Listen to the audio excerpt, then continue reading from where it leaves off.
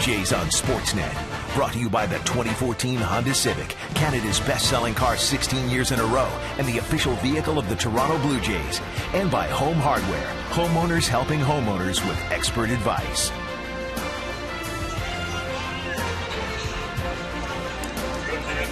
Welcome to Oakland, California. It's another gorgeous day here at O.K. Coliseum in Oakland. We're on the east bay of the San Francisco Bay. John Gibbons' team desperate for a win. They have lost the first 3 games of this road trip, and it's going to be a tough road trip. They'll send Drew Hutchison to the mound, but more than anything, John Gibbons needs his offense to come through with a big game. Jose Bautista will be in a different position, but he's in the cleanup spot today. Let's take a look at the lineup. Melky Cabrera drops down into the 3rd spot over his last 17 games. Melky has hit very well, a .333 average, and then Bautista, the cleanup man. Adam Lind is batting 5th. He's the DH. His last 29 games, he's been very productive. Got 9 extra base hits and 14 RBIs. Lind is the DH. No Edwin Encarnacion. They're still waiting to hear the reports of his MRI on his strained leg muscle. You see Jeff Samardzija, he'll make his American League debut. He was just acquired in a deal with the Chicago Cubs. And the A's gave up a lot to acquire Samardzija, but they felt they needed a couple of pitchers to make a run at the World Series. Last pitch on June the 28th. Pitched 5 innings against the Washington Nationals. He's a workhorse. You can really lean on him, and the Oakland A's certainly are going to do that. Forget about that record that you see right there, 2-7. The Cubs just didn't score many runs, just 3 runs a game, 4th lowest mark in the National League. Jeff Samardzija did not win a game until his 11th start this season. He was really pitching well. Here's the first pitch of the ball game to Reyes. It is downstairs, and we are underway.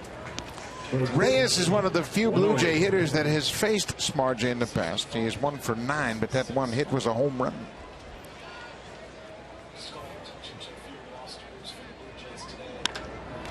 Hard hit right to the second baseman, Nick Punto. Reyes is retired, 4-3 on the putout. Take a look at the defense. A little bit different look again today. Cespedes is back in left field. Gentry played left yesterday. He's in center. Stephen Vogt is the right fielder.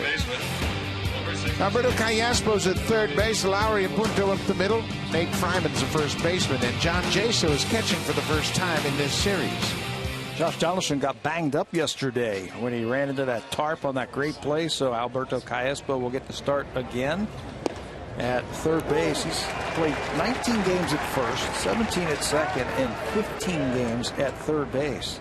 The quintessential utility man playing third base today. Munenori Kawasaki's batting second. There's a base hit over the second baseman. That's going to go into center field. Stephen Vogt plays it back in. Jeff Samardzija is 29 years old, and he will come right at you. He's got a very powerful arsenal of pitches. Yeah, fastball with a lot of movement on it. He'll cut it, and he'll sink it. He'll throw a slider, 2-seamer to the arm side. He's got a very good split-finger fastball where the batters are hitting just 132 against that. So cutter, sinker, splitter for Jeff Samardzija, and I'll tell you, he is a competitor. Tough guy out on that mound. He was a 5th-round draft pick by the Cubs in 2006 out of the University of Notre Dame. Melky Cabrera. He takes one up and away. Cabrera has faced Samardzija. He's 0-for-3 against the big right-hander. Samardzija's 6'5". He's a former football player at Notre Dame. He's a very athletic pitcher.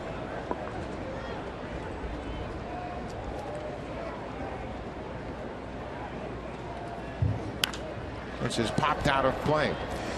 What kind of adjustments does the catcher have to make with a first-time pitcher? He's not worked with him before. Yeah, he's never worked with him, so he'll get the scouting report, and they'll sit down together, and they'll talk about how they want to attack the Blue Jays, and they'll also find out what his strengths are, what he likes to throw in 2-strike counts. That pops off the glove. Kawasaki may have had a chance to advance, but he couldn't find the baseball. That's another problem you get catching a pitcher for the first time. You don't know how his ball's going to move. That one looked like it had a little late movement to it, but a ball that certainly should have been caught by Jaso. He has improved his ground ball rate, Samardzija, with that good sinker. He's only given up 7 home runs in 17 starts. That's saying something, pitching in Wrigley Field for the Cubs. That should work quite nicely in this ballpark. This is a very good pitcher's ballpark, although it'll give up more home runs in the daytime than it will in night games. There goes Kawasaki. The hit and run was on. John Gibbons was asked before today's ball game about trying to create something offensively because the team just is not scoring runs. They're not getting hits. They're not bunching hits together. They're not knocking the ball out of the ballpark. And he said we have to get a little bit more creative, and we have to get a little bit more aggressive when we do have runners on base. Well, the manager can only do so much with the player he has. And unfortunately right now they are dinged up. There goes Kawasaki again, and Cabrera bounces it up the first baseline, foul. Kawasaki hasn't had a steal attempt this year, but they elect to set him in motion just to try to get something moving on the defense. John Gibbons doesn't have the depth of this lineup that he had earlier in the season. Today, Navarro is not in the lineup. Josh Tolle is catching. Of course, there's no Brett Lawrie, no Edwin Encarnacion. So you have to look to the top 5 in your order and say, this is where we got to get the job done. 2 balls, 2 strikes. Kawasaki slipped a bit as he was diving back into the first, but he's able to get back safely. Just barely at first base. You're right. He slipped a little bit going back to first, and if the throw was a little bit closer to the bag, they had a shot at him. Fryman had to reach for that ball. Another foul back by Cabrera.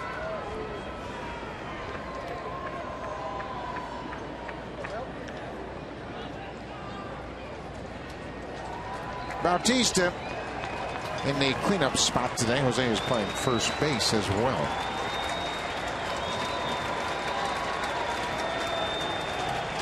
Another 2-2 pitch.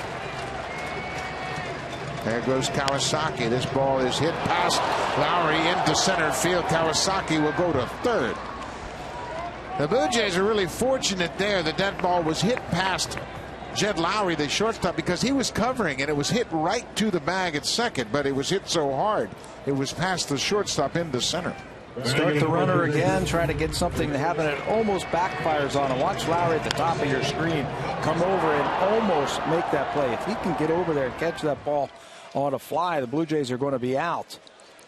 But it's a base hit for Melky Cabrera. He just keeps on hitting this one right back through the middle.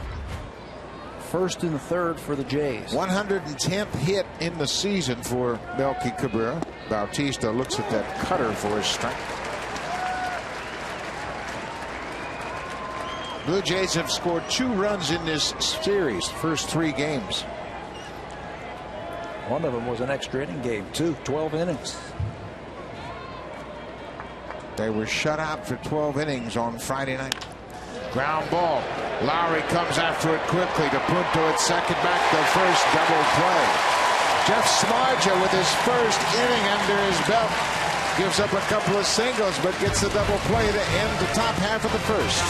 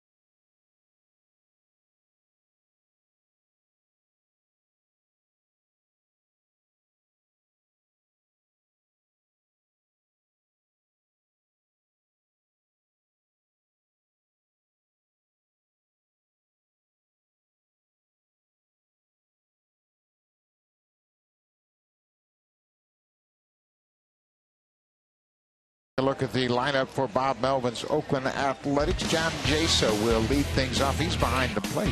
Alberto Callaspo has hit well against the Blue Jays. A .327 career average against the Blue Jays. He's playing at third base.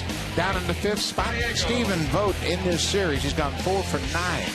He has been in right field. He's done a great job since he's been called up from AAA Sacramento.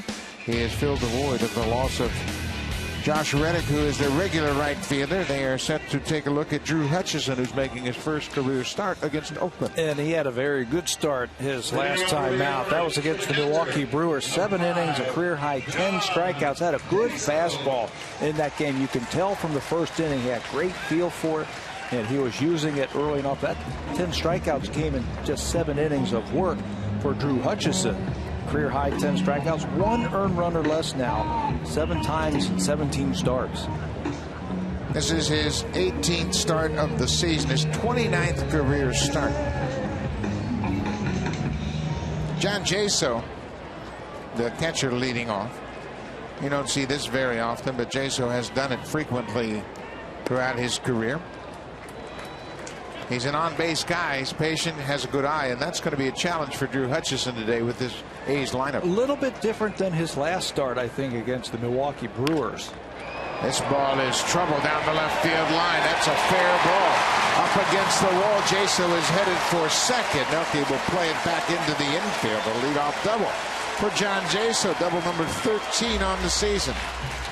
He had a good fastball, like we said, against the Brewers, and a lot of fastballs that were exploding out of the strike zone, and they were swinging through it. Tries to go back up there against this team, the Oakland A's, and Jaso inside outs that ball down the left field line. This is a very patient team, the Oakland A's, and they lead the American League in on-base percentage and base on balls.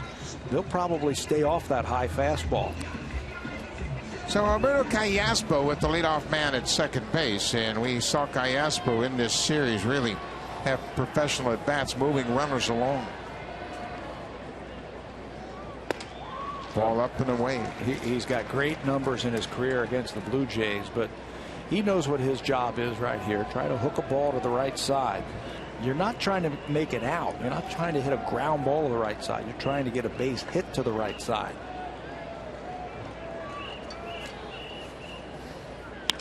This ball is hit in the air. Rasmus is back. He throws to third base. Jaso tags, slides in ahead of the throw. So a productive at bat for Alberto Callaspo as he moves the runner from second to third. With 1 out, let's take a look at the defense. The outfield defense, Melky Cabrera, Colby Rasmus, and Cole Gillespie, the new Blue Jay in right field. Francisco and Reyes on the left side, Kawasaki and Bautista making his first start at first base, and Josh Tolley starting behind the plate. Adam Lynn was not moving very well last night on a couple of pop-ups, so he is going to DH today, and that allows Bautista to get the start over at first base. His first start of the season at first. He's a good athlete. You can put him wherever you need to be successful. Let's take a look at Cole Gillespie. Just picked up on waivers from Seattle. He was in Chicago, made his way here to Oakland. Gillespie, formerly of the Milwaukee Brewers, played a little bit in Arizona, a little bit in San Francisco, most recently with the Mariners. The infield is in. 1 out. Yoenis Cespedes, number 3 hitter, pops it up. Bautista gives chase, but it's back out of play.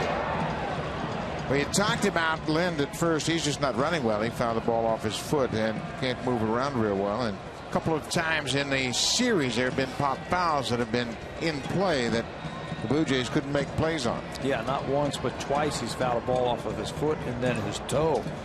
And he was noticeably not moving around that much at first base. So Bautista, who was DH, and flips with Adam and plays first base. Ball and a strike to Cespedes. On the ground, gloved by Francisco, and he doesn't make a throw. I don't know if he didn't have a grip on it, but what a stop he made. Takes extra bases away from Cespedes and momentarily saves a run. I don't know if he got blocked by the base runner at third base or not. great heads-up play by the base runner to stay.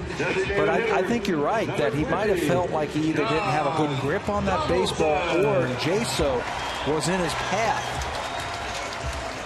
But he elects to hold on to the ball, and Cespedes is going to be the out for an infield hit.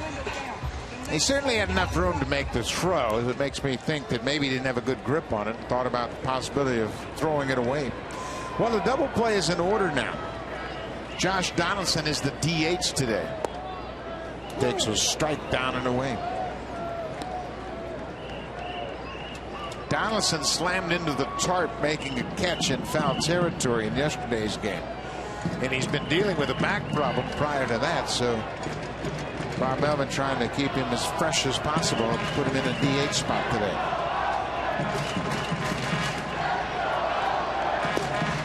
Got on and missed. Drew's slider has been much better his last couple of times out. They're trying to think about the fastball when he's throwing the slider, and that helps him to get out and finish. Throw the ball out in front of him. At times it feels like he gets on the side of the baseball and it just spins up towards home plate. Well, what a big strikeout. Donaldson waved at that outside pitch.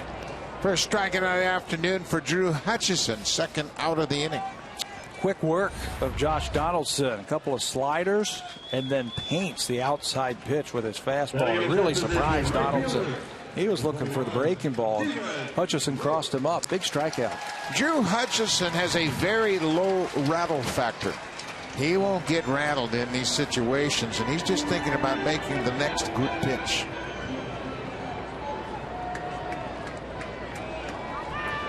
Got a tough customer in Stephen Vogt. He's 4 for 9 in this series. Goes after the first pitch. Kawasaki will go to first, and the Blue Jays are out of it. Drew Hutchison with a big strikeout and a ground ball out. The A's leave a pair. It's scoreless after 1. Into the green and gold.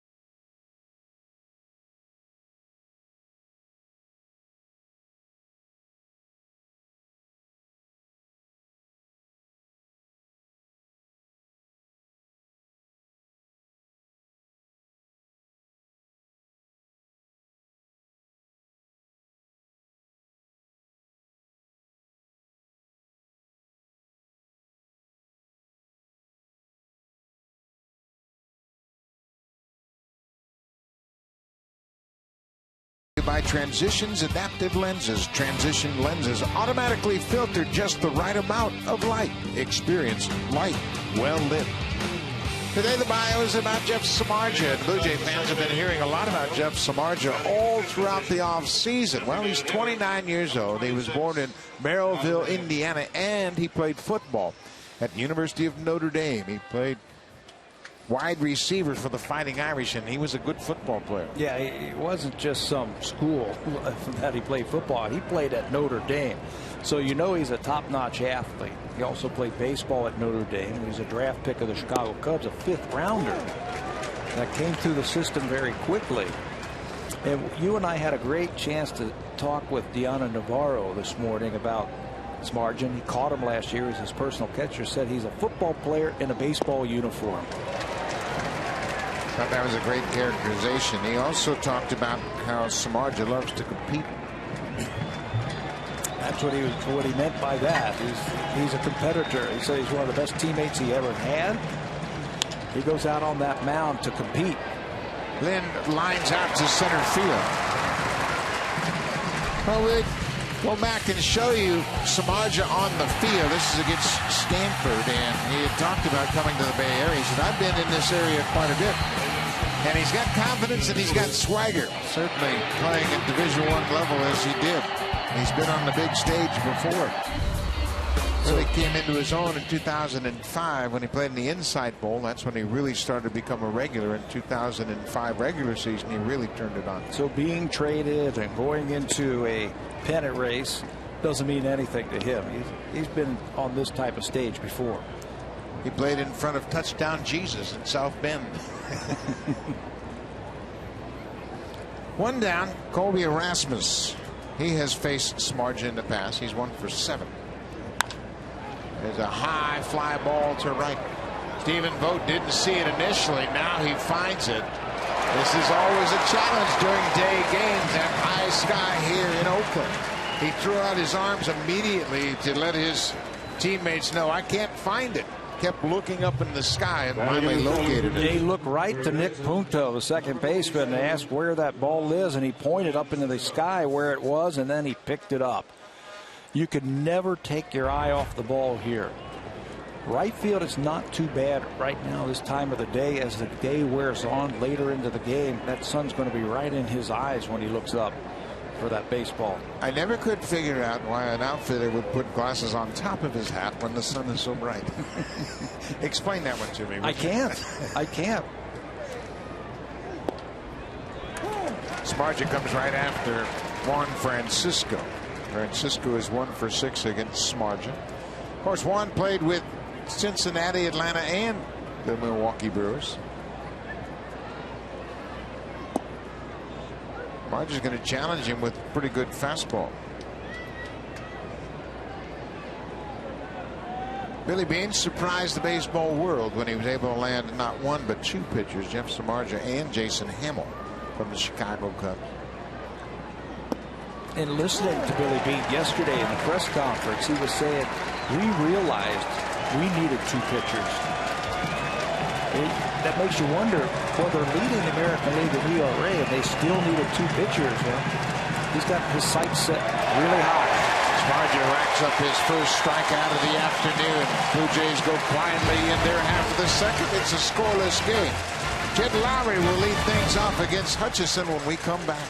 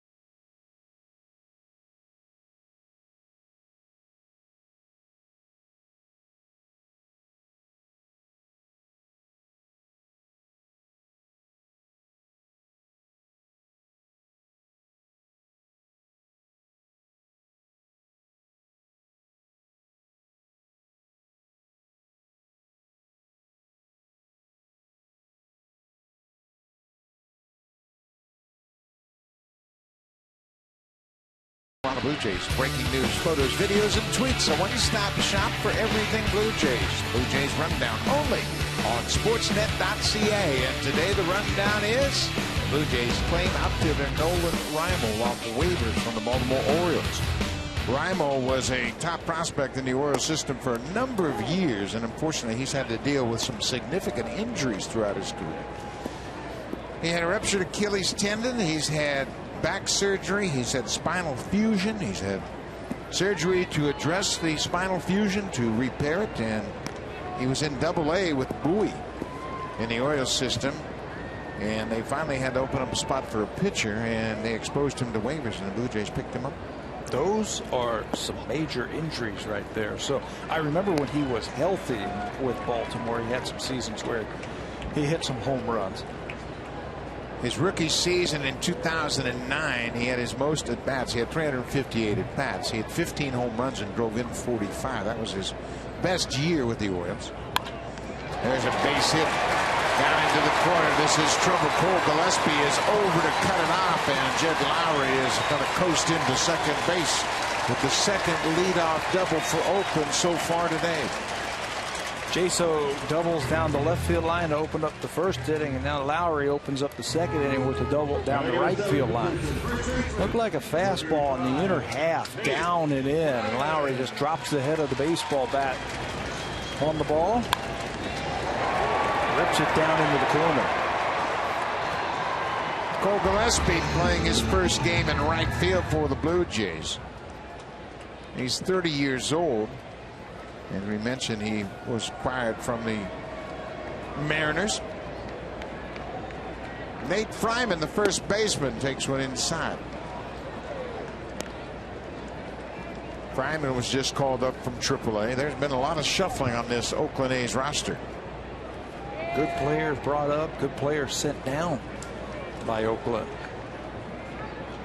They've had to battle their share of injuries also. Fryman gets the start today because of Brandon Moss twisted his ankle. There are the numbers that Fryman put up in AAA Sacramento.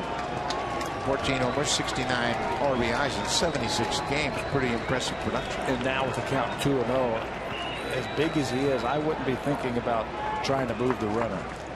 I would be thinking about trying to score that runner. He takes the strike. We saw Fryman a year ago, his first season with the Athletics, and he had a different batting stance. And this year he made an adjustment at the suggestion of the Hall of Famer Ricky Henderson. Henderson said, listen, you're 6'8". Let's drop those hands into a power position. Hits it back up the middle. Hutchinson swiped at it. Kawasaki, nice play.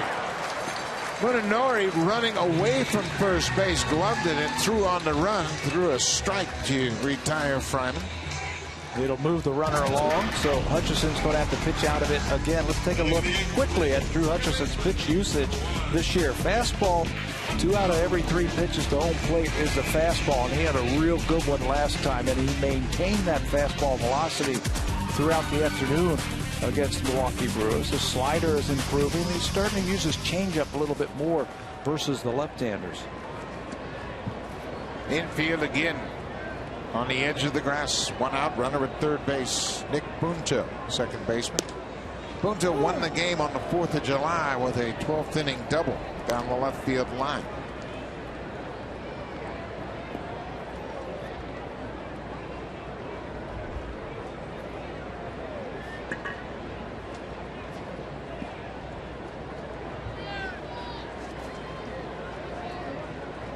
And 1.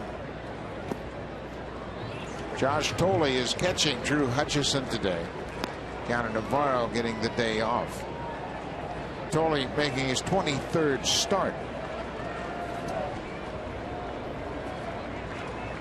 Dickey has made 18 starts, so this is just the 5th start for Tolley catching someone other than R.A. Dickey. Changeup hit on the ground. Kawasaki will look the runner back at third. Punto is retired. There it is right there. They wanted to start incorporating that changeup a little bit more into what Drew Hutchison has out on that mound. Good time for it right there. Number 3, Batter's thinking about getting the ball into the outfield, so his swing might be a little bit too long. You drop a change right there, and he rolls over on it. Well, that's the development we have seen from Drew Hutchison. A few starts ago, he might have tried to overpower that pitch and use the fastball and played right into Punto's hands. Now he's understanding the value of disrupting the timing. Craig Gentry, the center fielder this afternoon, batting ninth. Francisco, the third baseman, is even with the bag at third to guard against the possibility of a bunt. Gentry's a terrific bunter for a base hit. Wouldn't you try and bunt one up the first base line, though? Hits it up the middle. Reyes behind second. Bob of the ball and throws wide at first. Run comes in to score. Bautista will not make a throw to second as Gentry put the pressure on Reyes with his speed, and Reyes double clutched, and that cost the Blue Jays a run. Well, he's got terrific speed, so you've got to field everything cleanly, and you've got to make a good throw, or he's going to beat it out. You can see the transfer from the glove to the hand is just not good for Reyes. Throwing on the run, not an accurate throw, and he hangs out Bautista, who ducks just out of the way to avoid a collision for Gentry. Bautista's playing first base for the first time since September of 2010. He didn't have much of a chance to knock that ball down. Now back to the top of the order. Gentry at second base. Jaso goes after the first pitch, and it's a high fly ball. Gillespie is over, makes the catch. The inning is over. But the Athletics have broken on top. They take advantage of an error by Jose Reyes. They lead it 1-0.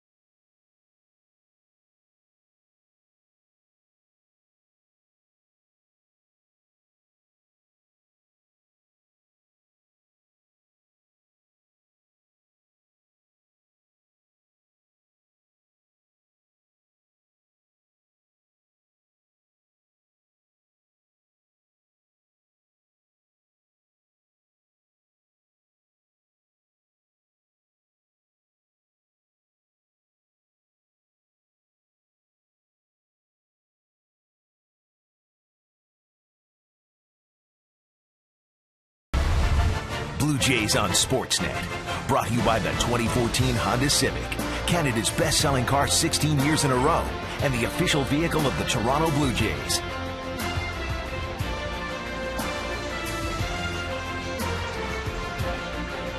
San Francisco Bay Bridge is just about 7 miles from here.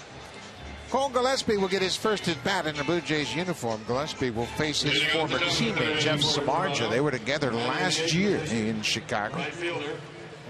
Gillespie is 30 years old. He was a former draft pick of the Milwaukee Brewers out of Oregon State University in 2006. He grew up in Portland, Oregon.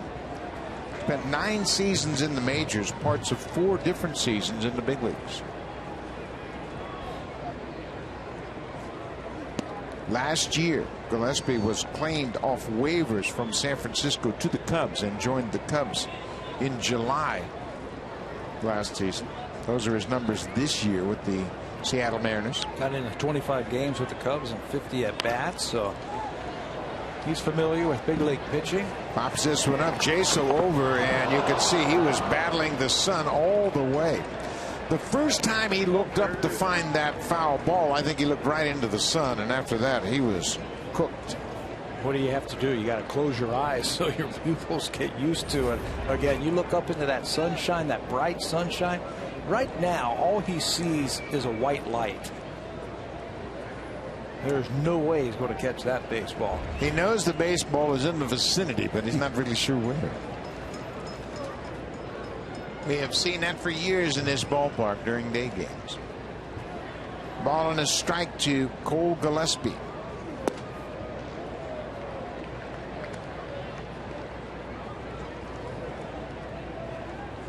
The Jays trying to salvage the final game of this 4-game series.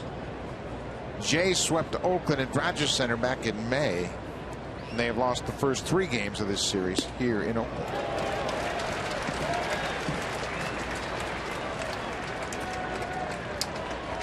Pretty good riding fastball right there by Smarja. Now he's got a couple of ways he can go.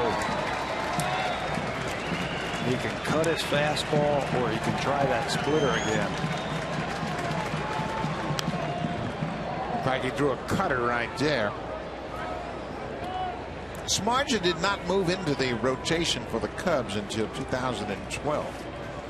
He pitched out of the bullpen the first couple of years. 2011, he made 75 appearances working out of the bullpen and had a good year. He was 8-4 with a 2.97 ERA.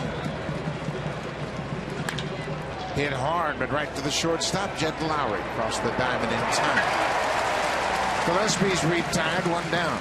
That's that increased ground ball rate from that sinker right there by Smarja. He's going to love pitching here.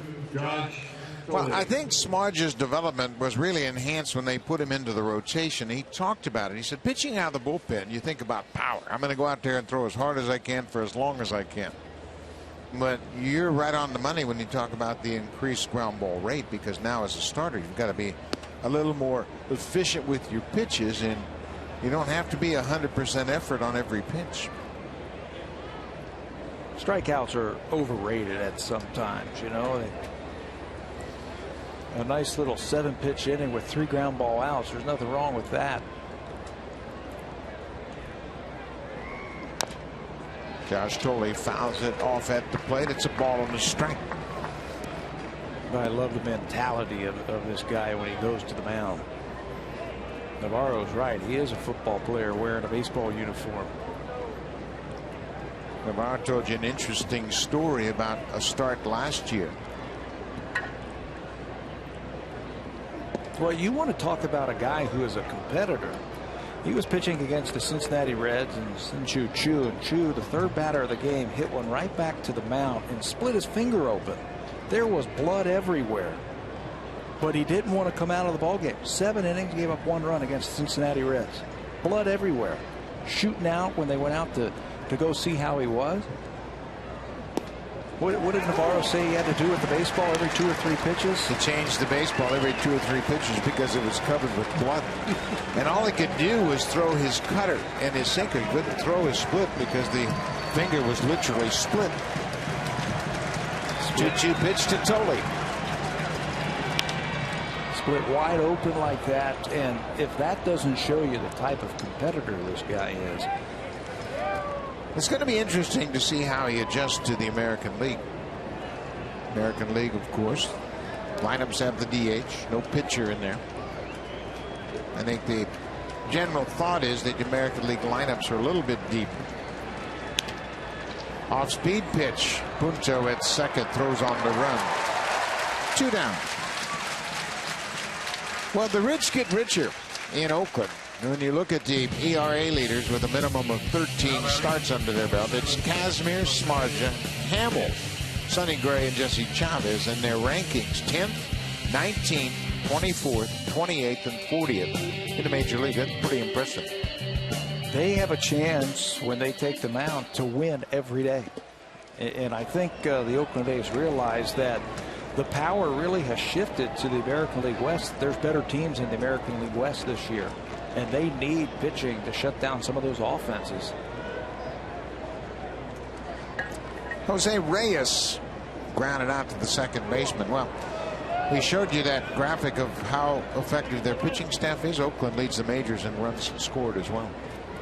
So they have made a pretty nice move to shore up their pitching staff and take advantage of the offense. Reyes fouls it straight back. Your point about the AL West is a very valid one when you think of Robbie Cano signing with the Mariners, and they had a pretty good pitching staff, and now they've gotten Taijuan Walker back, and they've gotten Iwakuma back into the rotation. How about the Angels, the way they're swinging the bats right now? They're healthy. Josh Hamilton's back. Pujols had a big game yesterday, and Mike Trout. The Angels are improved. Texas has always got a chance to beat you down in their ballpark, and Houston's much better than they were a year ago. So you better have a good pitching staff to shut down those offenses. 2 balls, 2 strikes. They're on their feet here in Oakland early. Upstairs, it's a full count.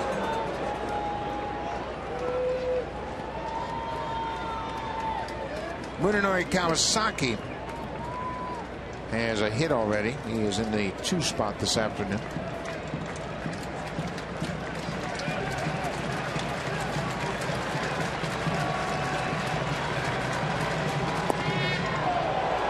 Well, pretty good looking pitch, and Smarja wanted it. Pitch trackers suggest it was at the bottom of the zone. Wow. You saw what he said. He said, that's a strike. And it looked like a strike. But Reyes will end up at first. That's the first walk issued by Smarja. Munenori Kawasaki had a single to center his first time up.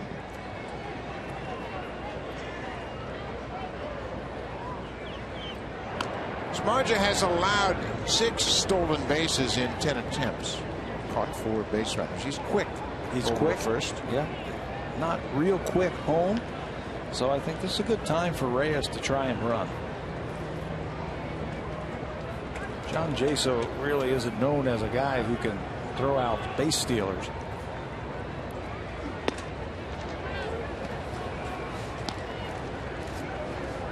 One ball, no strikes, 2 out walk issued to Reyes.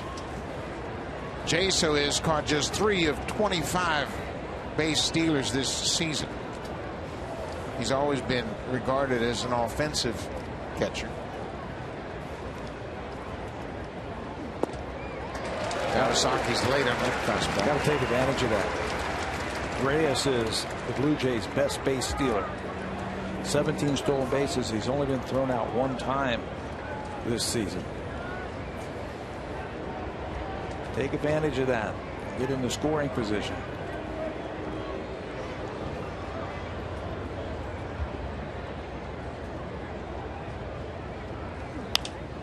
This has popped up. Gallaspo battling the sun at third. Stays with it, makes the catch. The inning is over. The 2-out walk is stranded on base. They go to the bottom of the third. Oakland has a 1-0 lead.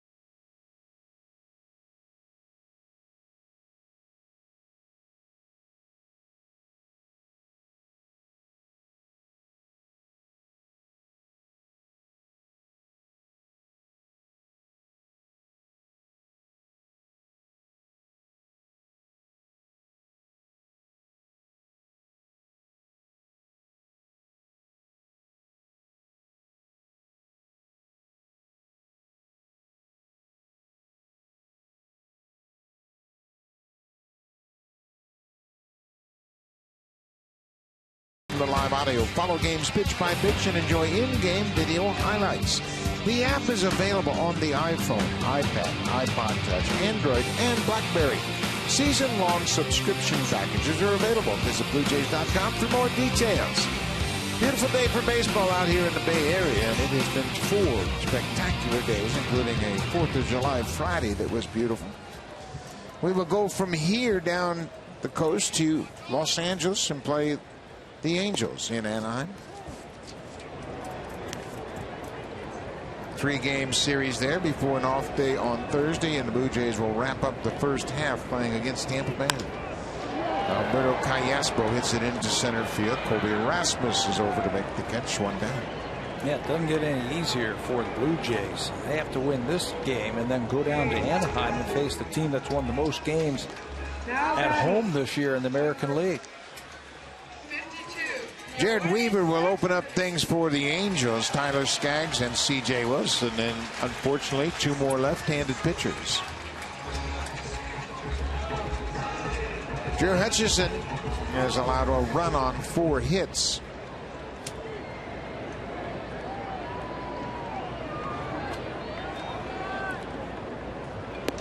Yoenis Cespedes had an infield hit to third base his first time. Juan Francisco made a nice play to glove it, and then for some reason chose not to throw it across the diamond. Looked like a double for sure. Yeah. Down the left field line. He clubbed it. I don't think he had a grip on that baseball, and he did the right thing. He's been around long enough to know that you don't have a grip on the baseball, don't compound the problem.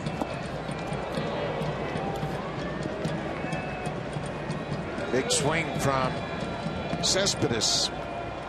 That was a pretty good changeup right there. I think as the season goes on, Drew Hutchison's going to gain more confidence in that pitch.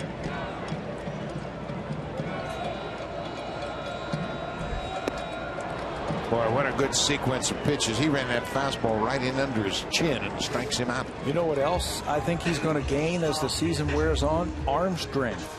He has had a good fastball his last couple times out to the mound, and that one rides it right underneath the hands of Yoenis Cespedes. Watch him. He can't catch up to this one. Boy, that's a beautiful pitch. 2 down. Josh Donaldson is the DH this afternoon. He struck out against Hutchison back in the first.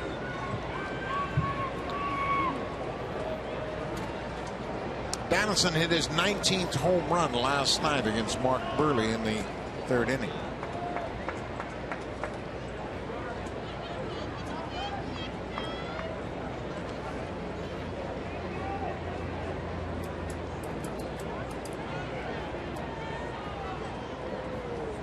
Real good chance that Donaldson could start the All-Star game. And we'll find out about that tonight. And they announce the team. Team will be announced tonight. Voting has closed and the tabulations are in, and they'll have a All-Star announcement tonight. Jose Bautista was leading the outfielders for a starting spot in the outfield. Donaldson, Cespedes, and Norris could all start elected into the All-Star game. You know the A's have not had a fan-elected player since 2000. All the success that they have had here. They don't have enough fans at the ballpark. That's the problem. 3-1.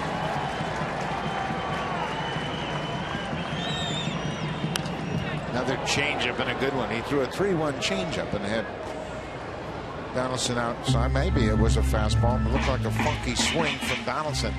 He didn't pick up the ball well in his first at bat against Hutchison. Yeah, he made quick work of Donaldson the first time up by striking him out, throwing him a couple breaking balls. This 3-2 pitch right here, I think, will go a long way to tell you if he feels comfortable with his slider this afternoon. Threw a fastball and put it in a good spot. Well, he's done a nice job of keeping that ball down and away from Josh Donaldson. Donaldson hit 300 last year. He is hitting 240 now in a different season for him. Of course, the league was put on notice last year, and they pitched him much differently.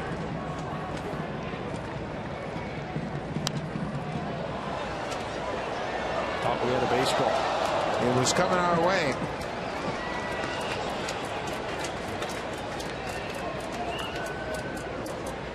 Three balls, 2 strikes, 2 outs. We're in the bottom of the 3rd inning. Josh Donaldson, the DH this afternoon.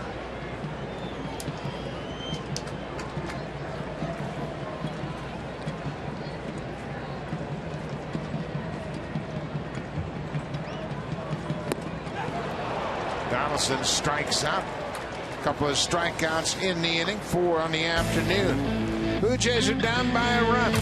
It'll be Melky Cabrera batting 3rd this afternoon. Then Jose Bautista, Adam Lynn, middle of the Blue Jays order when we come back to Oakland.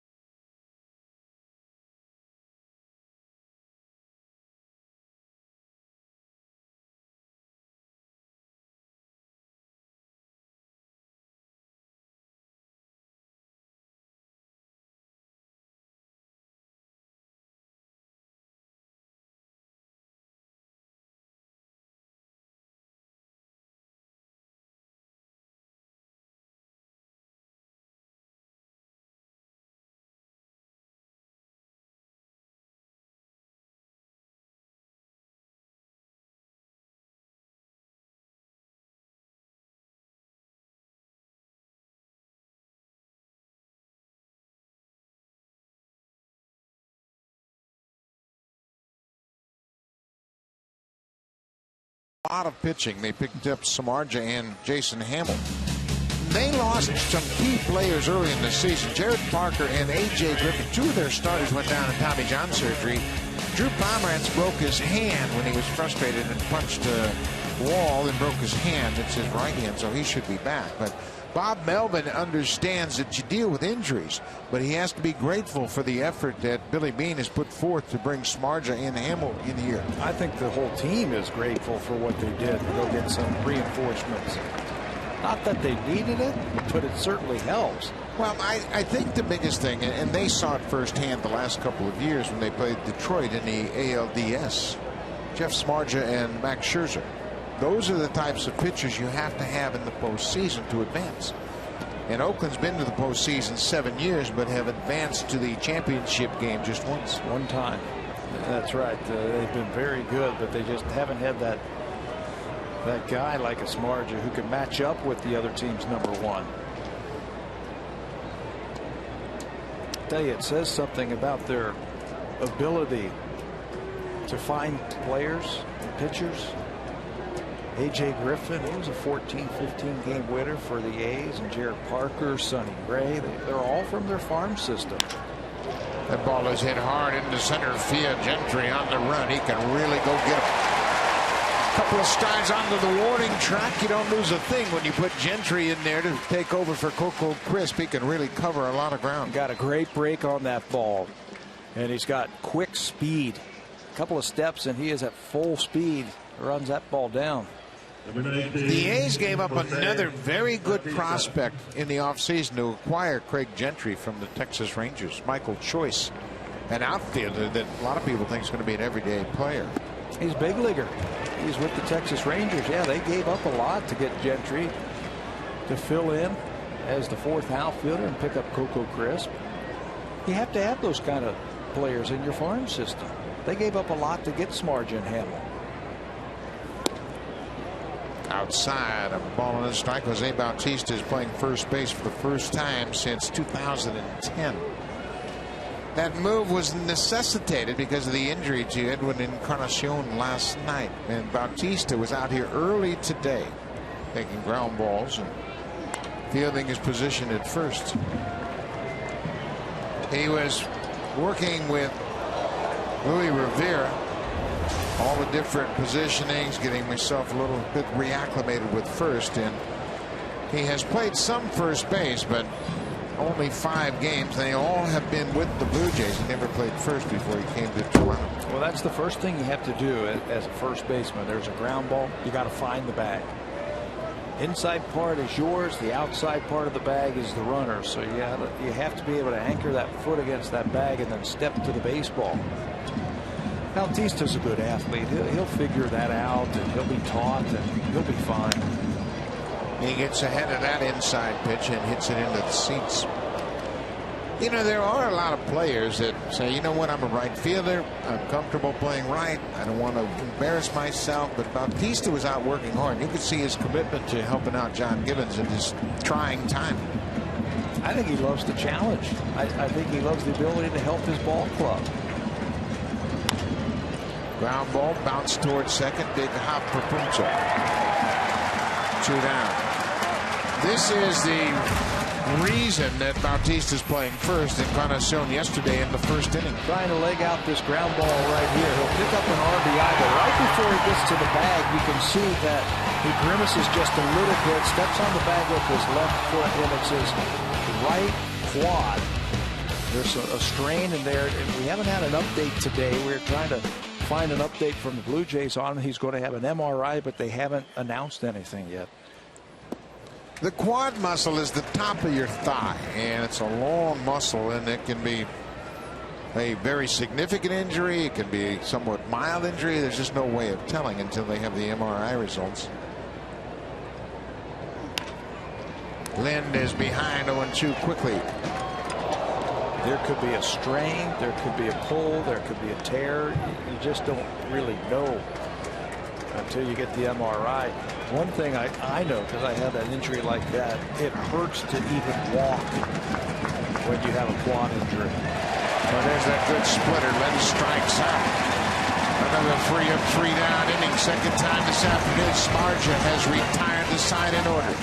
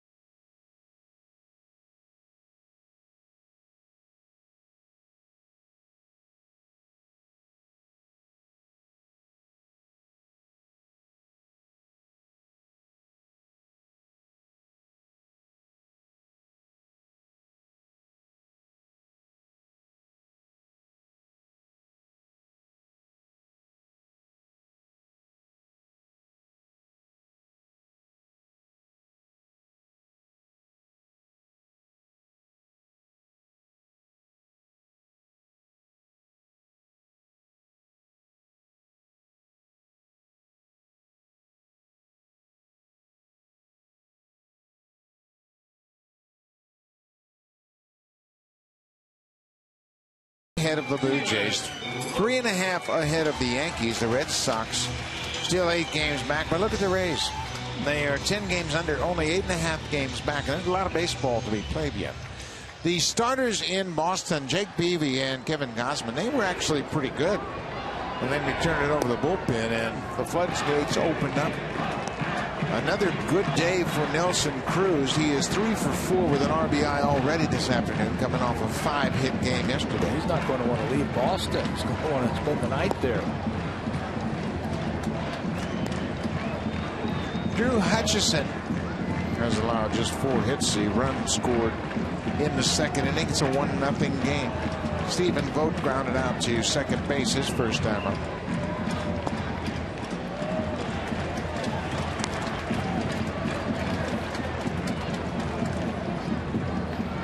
Drew Hutchison and Marcus Stroman have held their own in the rotation since they have joined the rotation. Hutchison, of course, broke in the 5-man rotation. He was one of the 5 starters that began the season with the Jays.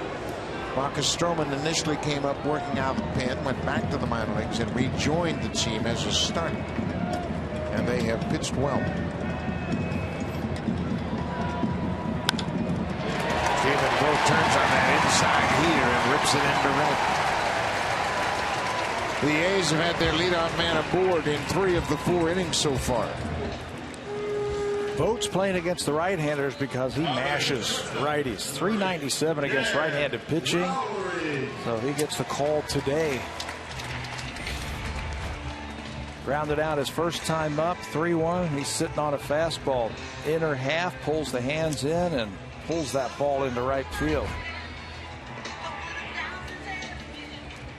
He is a journeyman minor leaguer that has gotten an opportunity late in his career, and he's making the most of it. Jed Lowry had a double down the right field line his first time up. Goes after the first pitch and shoots it foul down the left side.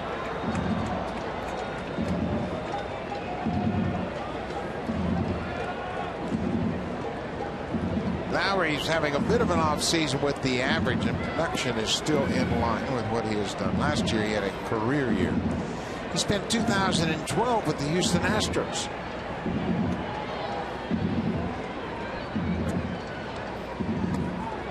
Pitch got away from Hutchison. He got underneath it, really lost it up and away. At one time, Lowry was a big prospect for the Boston Red Sox.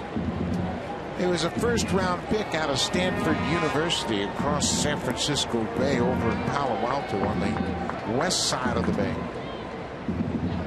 He was a first-round pick in 2005.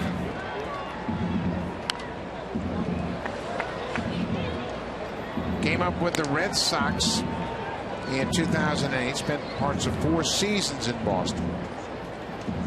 Had a home run in the ALDS in Game 4 off of Doug Fister. 2012. He's a guy that one of those guys that just you say, okay, well, Jed Lowry, that's fine. Then he gets to the plate and you go, man, this guy's always a tough out. Yeah, he's a tough out. He was a tough out his last time up, doubling the right field. There's another base hit for Lowry. Vogt is headed for third base.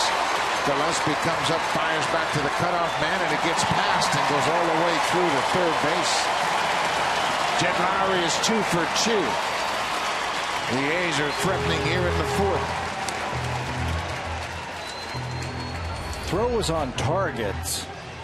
It looked like a changeup, and he was able to get out there and pull that ball to right field. Vogt can go first to third, and Kawasaki stands right in the way of Reyes, and I think he blocks out his view of that ball, and it surprised Reyes. That's why that throw came all the way to third base. Second baseman go to second on that one. Reyes is the cutoff man. Yeah, you don't need 2 cutoff man on that base hit to right field. That's just a straightaway base hit. Reyes was lined up perfectly, but you're right, he didn't see the ball. So now trouble for Drew Hutchison again. First and third, nobody out. Nate Fryman, the big first baseman.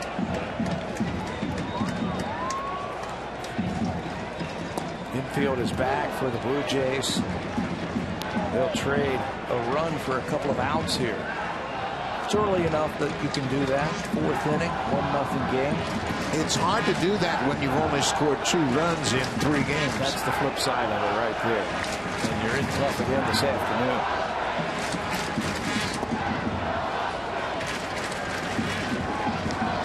You know, the old book suggests, yeah, you're right, we play the infield back early and we'll get that run back. Blue Jays haven't been able to get any runs back. Fryman was called up a week ago from AAA.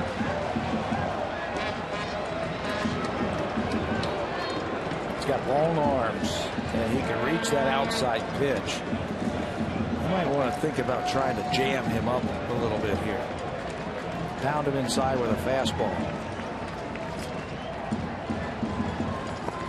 Slider missed down and away. Thrown that same fastball that Hutch threw to Cespedes. Really tied him up. What Fryman's trying to do now is get some extension where he can drive the ball to the outfield at least. He is 6'8", and he's got some leverage.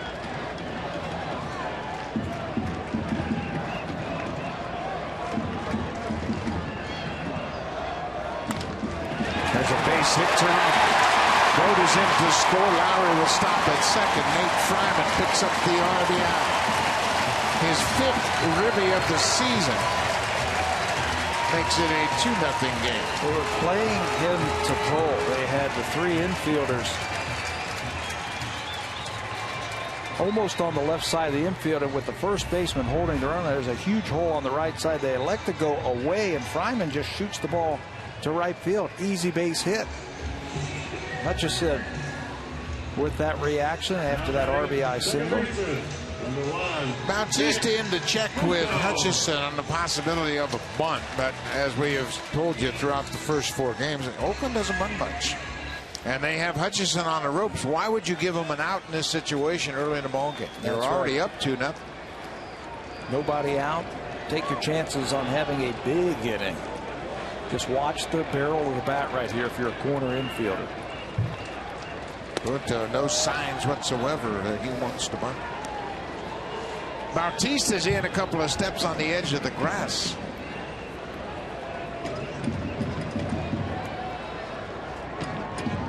Oakland leads it 2-0. They have out-hit the Jays 7-2 already. 3 straight hits here in the 4th.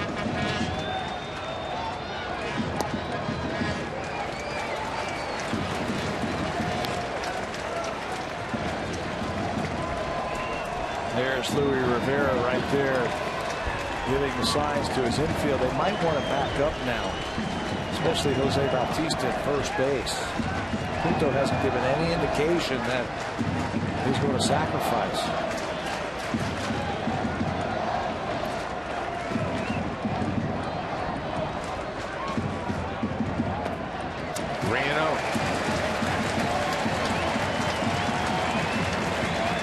Bautista will back up even with the bag at first now on a 3-0 count.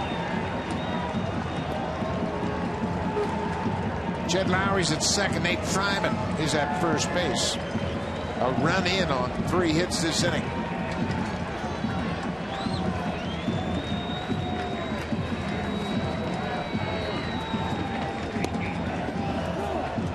Now it's 3-1.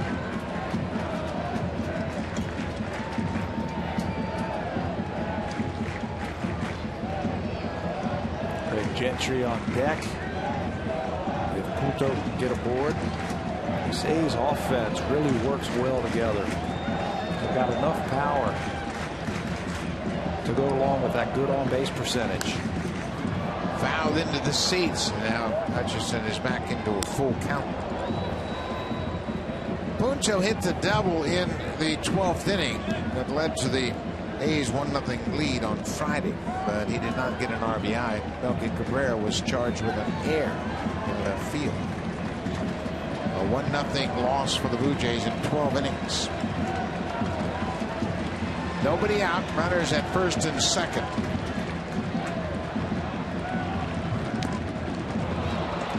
Nick Pinto strikes out. Good job by Tolley holding on to the foul tip, and Hutchison came all the way back from a 3-0 count. All the way back against a guy who doesn't strike out a lot. Makes a lot of contact. 3-0. He was 1 pitch away from losing him. He comes right back and he ends it with this high fastball. Watch how Pinto tips it. Tolley holds on to it for the first out.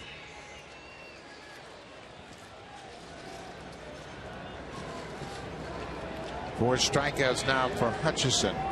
Craig Gentry has an RBI and an infield hit.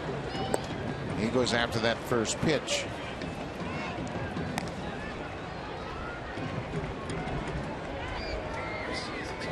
Gentry is a tough man to double up. He's grounded into 2 double plays this season. It almost has to be a one hopper to a middle infielder because he runs so well.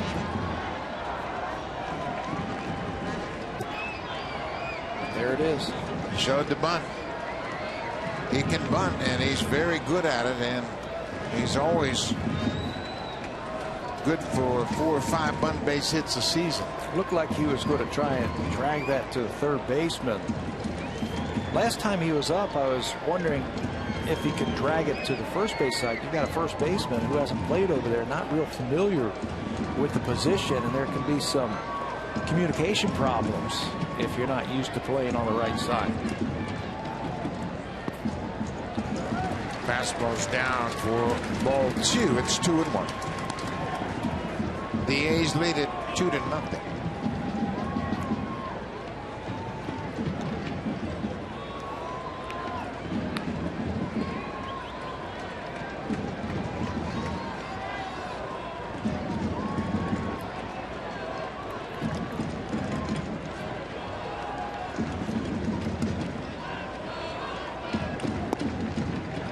Pretty good pitch. Hutchison didn't get to call. Now it's 3-1. Last time out, he really had that fastball working in the upper parts of the strike zone. This afternoon, he's really driving it down. But you made a great point at the start of this game. What a different lineup this was than that free-swinging Milwaukee team he faced. Yeah, you're going to see the Oakland A's make Drew Hutchison work, take a lot of borderline pitches. Where the Brewers were swinging at a lot of balls that were out of the strike zone. We're not going to see that this afternoon against the A's. Much more patient. Again, they lead the American League in walks, on-base percentage, and runs scored.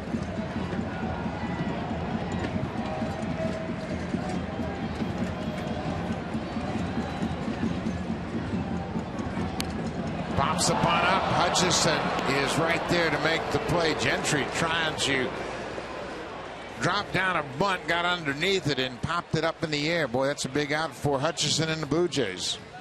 Out number 2. 3-1 count. Surprise right there. You know you're going to get a fastball. You got a chance to drive a run in. Got a guy in scoring position. He pops up the bunt. Hutchison gets a big out.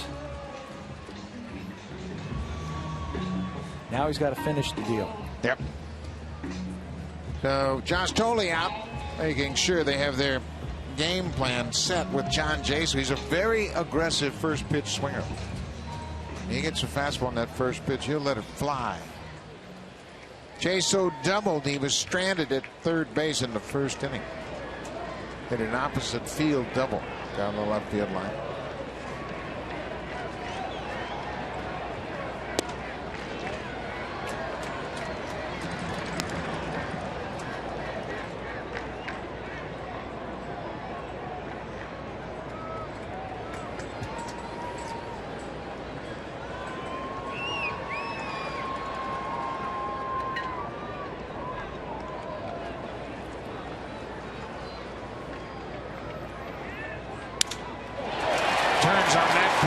Loops it into right field.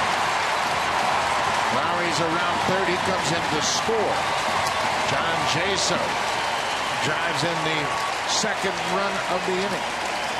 How many times have we seen this now in 4 games against the Oakland A's where they get just enough of the ball and get it into the outfield for a base hit? Pretty good pitch by Drew Hutchison. Right here. Fastball inside. He breaks the bat of Jaso, but he's able to get enough on it, get it out into the outfield for an RBI hit. How versatile is this lineup that you can put your catcher in the leadoff spot? And Jaso has delivered a 2 for 3 afternoon so far. Well, you and I sit here in amazement about the run differential that the Oakland A's have thrown up this season. They came into this game having outscored their opposition by 133 runs this year. That's more than double the next closest team, the Los Angeles Angels. where the Blue Jays are heading after this game. Yeah, that's a ridiculous number, and it just reflects how effective the pitching staff is and how potent the offense is.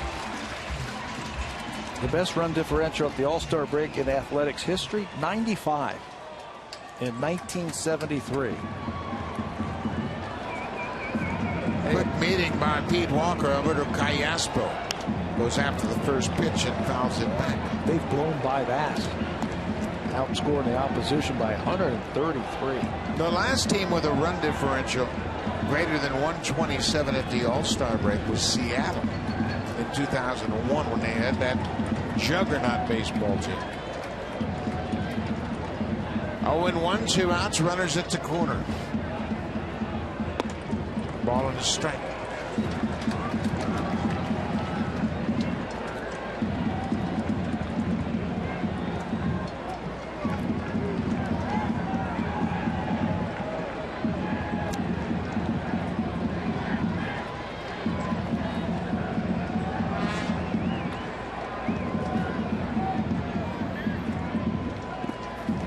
There goes the runner to second. He's going to make it. John Jaso saw the ball under earth, reacted quickly.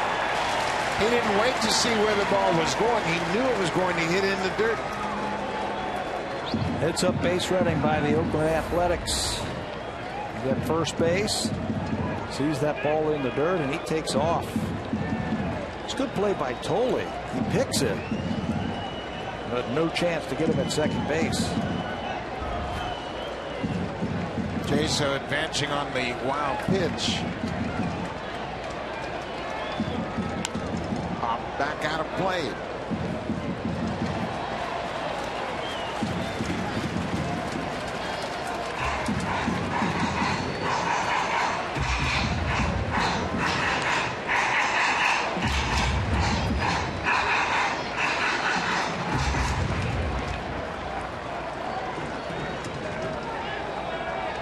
Runners at second and third. 2 balls and 2 strikes on Alberto Callaspo, who's flied out twice to center field.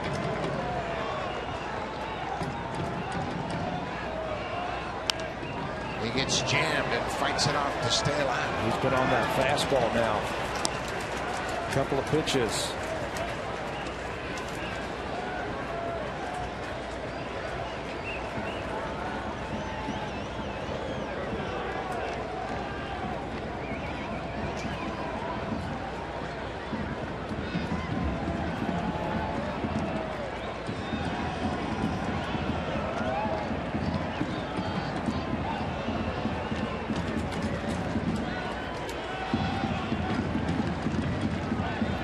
Oakland with a 3-0 lead.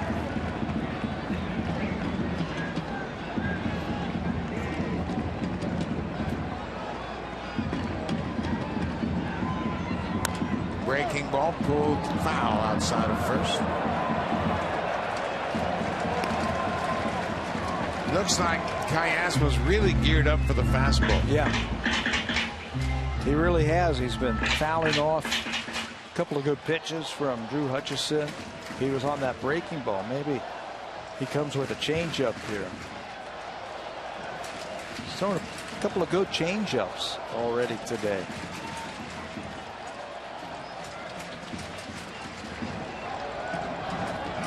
Charlie and Hutchison can't get on the same page, so they'll start over again.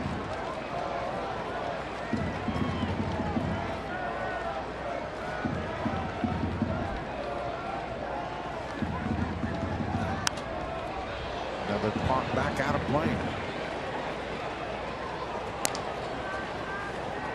He has used his fastball all over in this zone. Coley and Hutchison trying to figure out how to retire Callaspo. Callaspo, 48 games against the Blue Jays, got 22 RBIs. Maybe you throw him a change.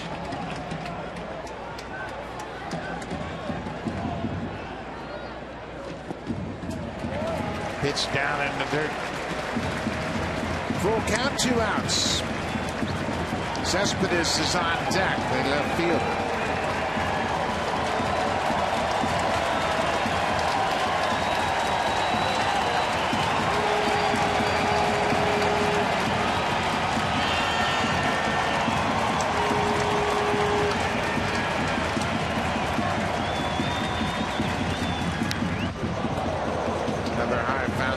the foul back. He has handled every pitch. Look at that pitch tracker. Got a baseball everywhere in the pitch tracker. He's fouled them all off. Couple of big runs on base. Yasper has 27 RBIs for the season.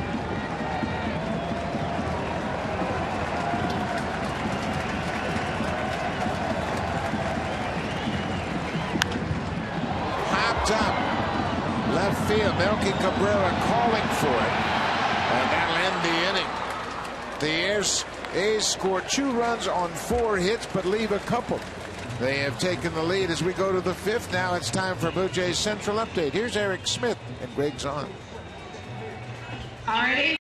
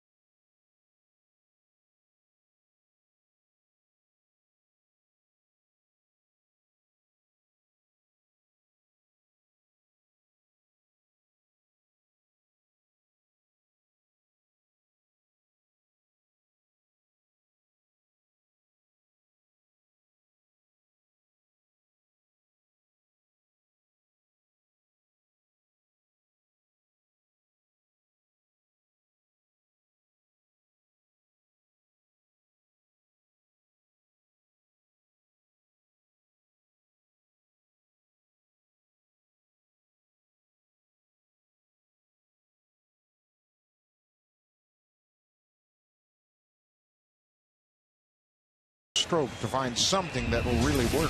June 21st against the Cincinnati Reds on your left. You can see where his hand position is, and then today where his hand position is against Jeff Samardzija out away from him. He homers off of Mike Leake. That was the one right there on your left. And look at the finish. He finishes with 2 hands on the bat against Leake on the home run, and then finishes high with 1 arm against Samardzija after he flew out on that ball. So changes galore for Colby Rasmus, trying to find something that's going to make him a more consistent hitter. He and Kevin Seitzer have worked long and hard. We saw them right before the start of the game yesterday go down into the batting cage in center field and put in some late work. Well, no one's going to outwork Colby Rasmus. He lives in that batting cage and is always trying to find something that helps him to get a little bit more consistency. Colby is 3 for his last 33, so that'll make you tinker with your stroke. 0-2. Foul back.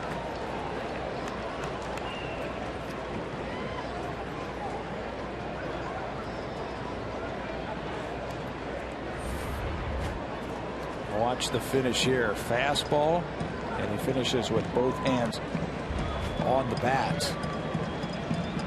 I tell you, as a hitter, you're always trying to find something that clicks it in. And when Colby's hot, no one's hotter. He is hitting everything, and when he's going poorly, he's swinging through a lot of pitches. Fouls this one out of play and stays alive.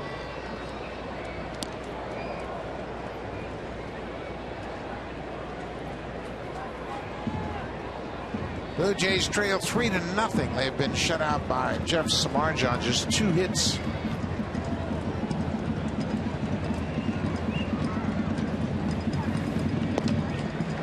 Off speed pitch missed outside.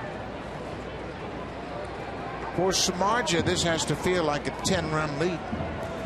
He pitched in Chicago, made his first 10 starts. They averaged 2.25 runs a game.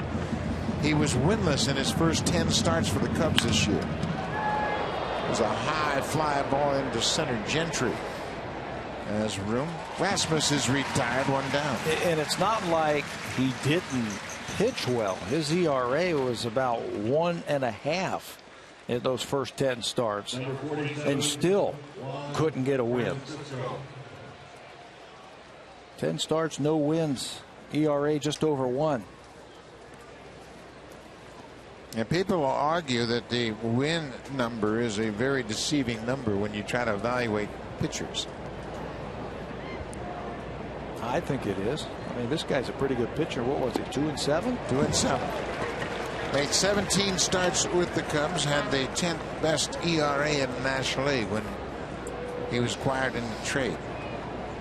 You could pitch a great ball game, and your team can get you a bunch of runs, and then the bullpen can blow it for you. Well, that's a good split finger pitch right there. Yeah. He's got fastball action, a little bit of a dive right as it gets into that hitting zone.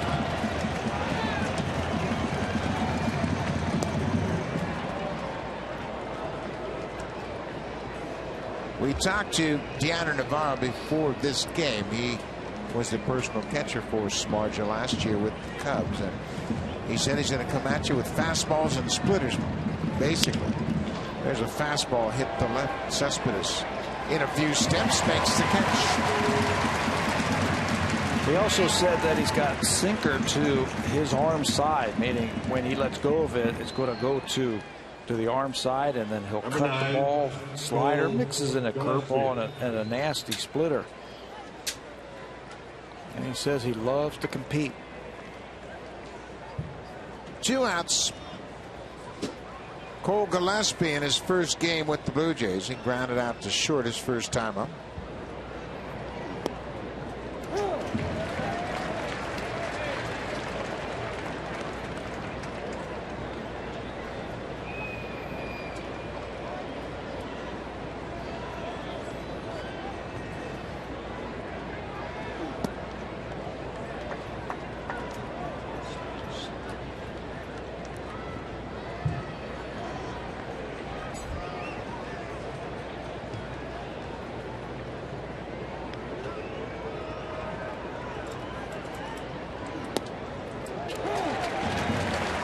Pretty basic approach, and he throws a lot of strikes. He's filling up that strike zone.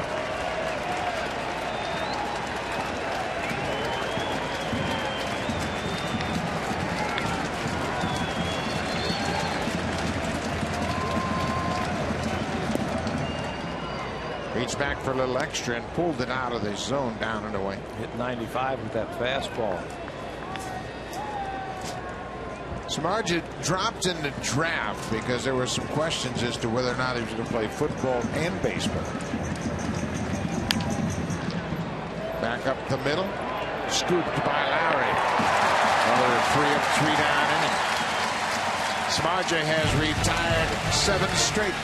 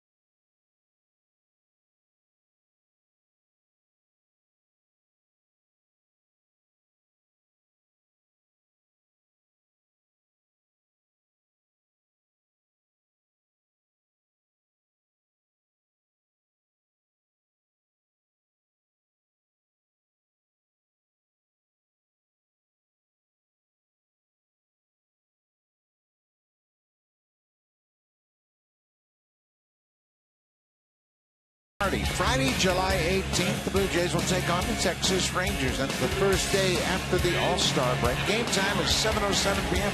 Come on down to Rogers Center early. Check out the pregame festivities happening outside of Gate 10. You can win great prizes, enjoy the live music, and there's a licensed area. Gates open at 4:30 p.m. Call the Blue Jays today at 416-341-1234 or log online at BlueJays.com for the Summer Fan Friday Festival.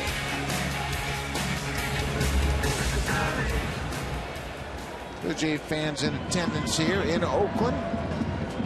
There's a high fly ball to center field. Rasmus is back at the track. He's got room, and Cespedes has retired. Deep drive to center field. That got the fans' attention here, but fell a little short of the mark. Not a lot of scoring in this series by both of these teams. Wasn't a lot of scoring in the series at Rogers Center when the Blue Jays swept the A's. It was a 3-2 Blue Jays win in the opener. 5-2 Dickey beat Chavez in game 2, and 3-1 Happ over Pomerantz in game 3. Blue Jays scored a total of 11 runs in 3 games, and they held Oakland to 5. I think this guy hitting is the only guy who's hit a home run in this series. Josh Donaldson is the batter. 4 games, 1 home run. Yeah, that's unusual, but it really speaks to how well these two teams have pitched. You know, that's kind of a misconception with the Blue Jays. They've been getting real good starting pitching. Yes. Yeah, John Gibbons was asked that today. So there's nothing wrong with our pitching. It's been really good. Our starters have been giving us innings. They've been giving us quality innings. Marcus Stroman is more than what they expected so far this season. Mark Burley has pitched well enough to win his last 5 starts. Just haven't been able to score for him. Burley hasn't won a game since June 1st. Really hasn't pitched that much differently than he did when he got off to the great start.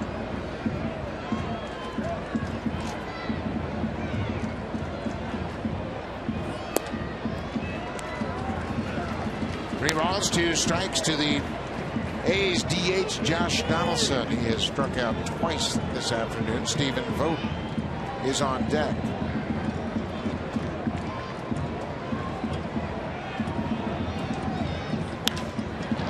Another high fly ball into center field. Rasmus looks like he sees it, easily makes the catch. 2 down.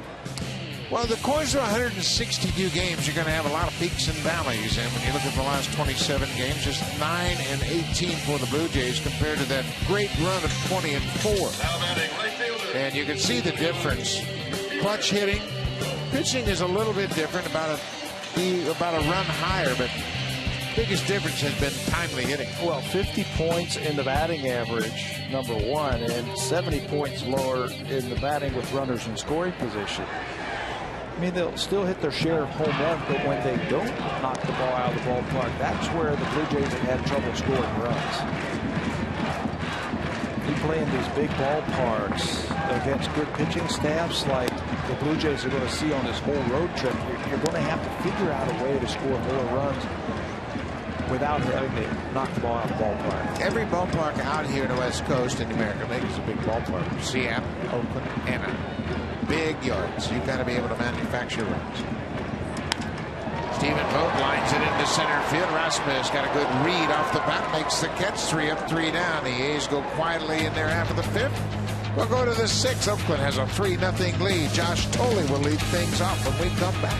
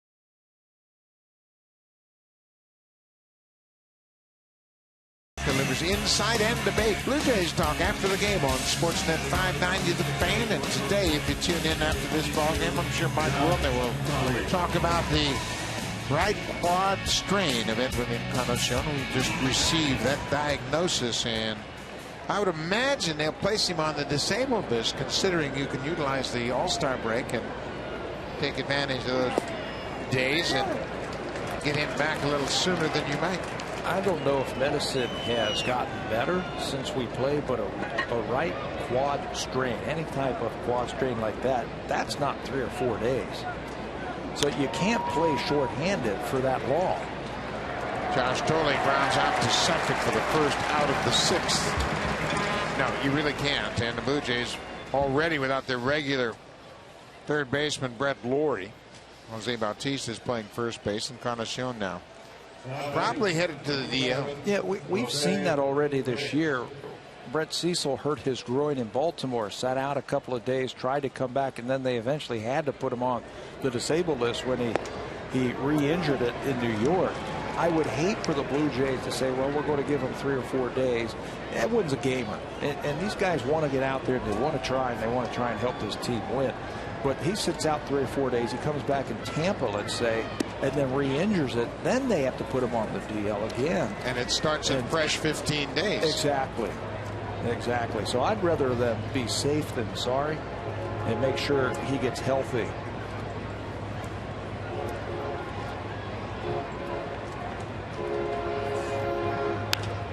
Reyes lifts a pop-up in foul ground. Long run for Callaspo. He's not going to get to. In case you're just joining us, the Blue Jays made the announcement this morning that they have acquired Nolan Reimold off the waiver wire. Reimold is a 30-year-old outfielder. He is headed to the Blue Jays. He was in Double-A with Bowie because of the proximity to Baltimore. They wanted to make sure he was right there. They could keep track of how he was doing. But Reimold has played 286 career games. He's basically a left fielder. Played 5 years, parts of 5 seasons with the Orioles. There's a ball down the left field line, but that's going to slice foul. Reimold had a great rookie season in 2009. You take a look at his career numbers. His average of 252, on base 327, slugging 439, and he has had some bouts of power when he has been healthy. But boy, has he had some serious injuries. 2009, end of that great season, he tore his Achilles tendon and had to have surgery to repair it. There's a little looper that's going to drop for a base hit into center field. Reyes is aboard with a 1-out single. Jose's been on base twice this afternoon. And that stops the streak of 8 in a row set down by Samardzija. He's jammed on this ball. Number 66, Reyes is able to get enough of the bat on it and just get it into center field. He's been on base twice. Reyes was the last base runner back in the 3rd inning. Blue Jays hadn't had a base runner since the 1st. Reyes walked in the 3rd. Now he reaches here in the 6th. He's the only one to reach against Samardzija since the 1st inning. He's the only one who's had more at bats against them than anybody.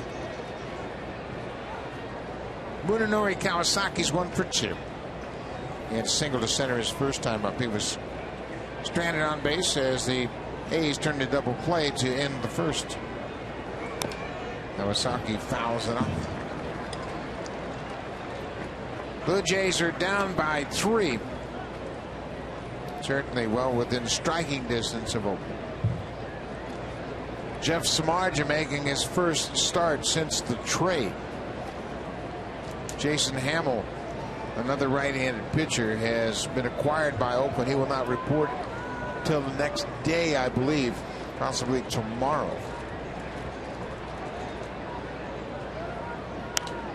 Hamill had pitched on Thursday for the Chicago Cubs, so they can use the 3 days. You have 3 days grace period before you have to report to your next team. So Bob Melvin and Kurt Young, the pitching coach, talked to Hamill, said, take your time, get here, and when you get here, we'll have you throw a side session, make you next time. Wouldn't do any good anyway because they can't use them for anything. Right. And there's no, in baseball, there's no sense making a move until you have to. That leaves Brad Mills here to pitch out of the bullpen for the Oakland A's. Yeah, Brad Mills is a starter, and he can give you that long relief role if needed. Most of the relievers in the A's bullpen are one-inning guys.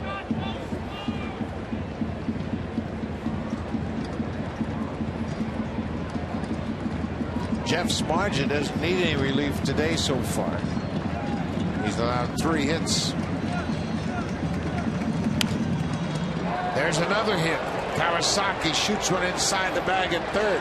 Reyes is headed for third. Kawasaki will end up at second with his second hit of the afternoon. Second double of the season for Kawasaki. He's 2 for 3 against Samardzija. He's got that hit down, doesn't he? That little inside out swing where he keeps the ball between the third baseman and the third base bag. Lets that fastball travel deep.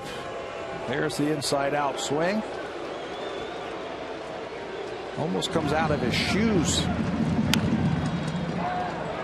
get that ball down the left field line. Jays are in business.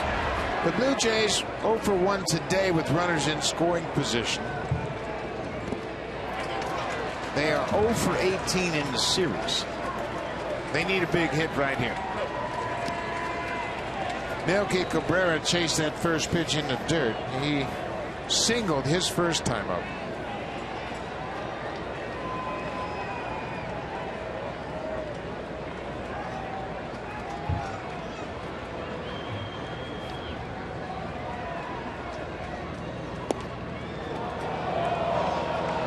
Smarja wanted that one, but it looked like it was off the outside edge.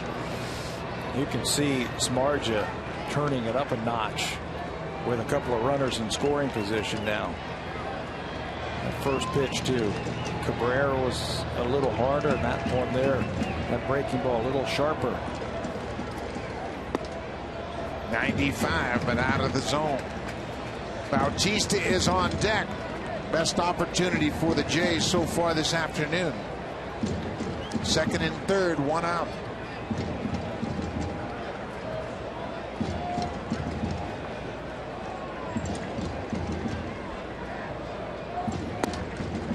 Same spot. Now it's 3-1.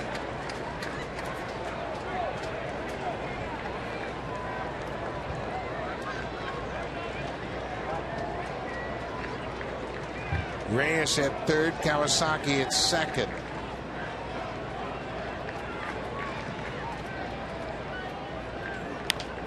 Ground ball. That's going to score a run. Puncho goes to first. Reyes comes in to score. The Blue Jays are on the board. Kawasaki moves to third. Cabrera picks up his 44th RBI. That's where they were having trouble putting back-to-back hits together. They get it with Reyes and Kawasaki to set up this inning. Now a chance for Bautista to cash another one.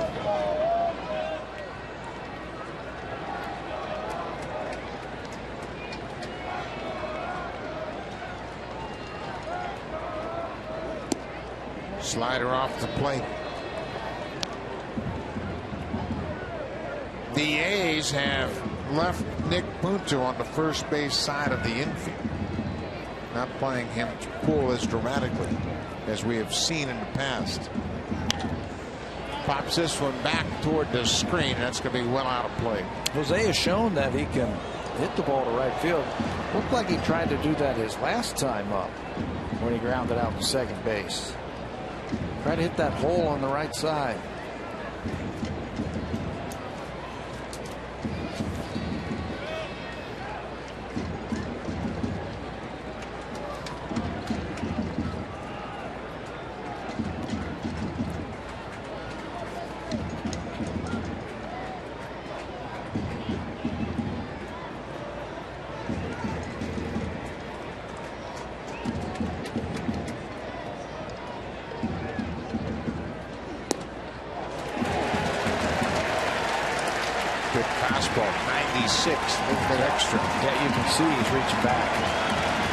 Something extra against the better hitters in the Blue Jay lineup. That fastball had some movement on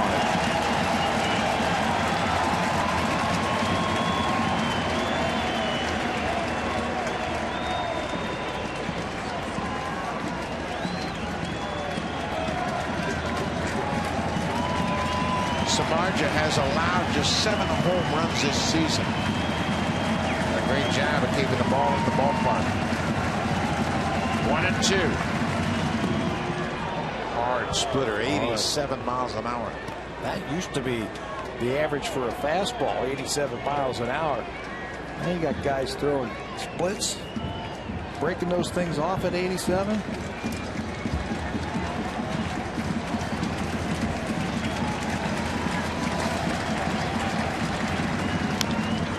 Bautista gets a piece of it.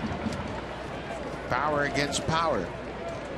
96 mile an hour fastball, and Bautista was able to foul it off. Lind is on deck.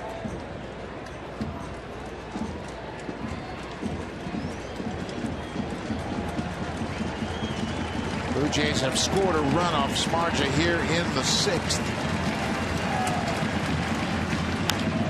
Bouncing ball. Kayasper with 3rd. Inning is over.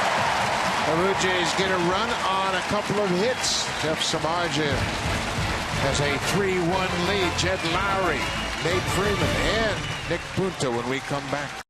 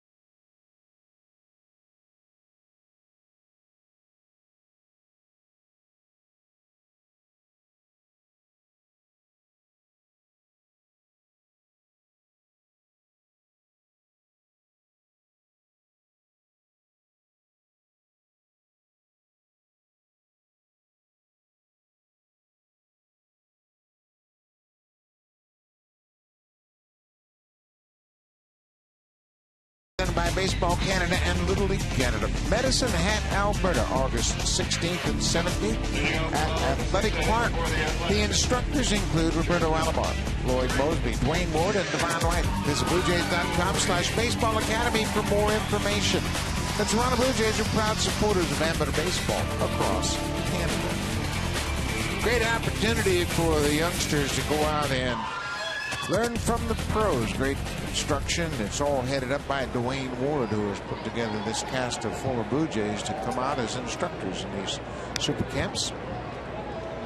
Jed Lowry's 2 for 2. He scored a pair of runs. He has a double and a single.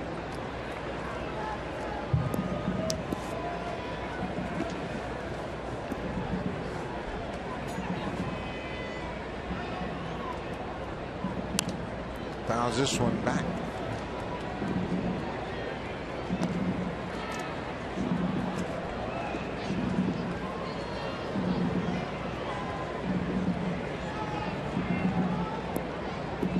It's a 3-1 ball game. The A's trying to complete the 4-game sweep of the Blue Jays. The Jays swept the 3-game series against Oakland at Rogers Center back in May.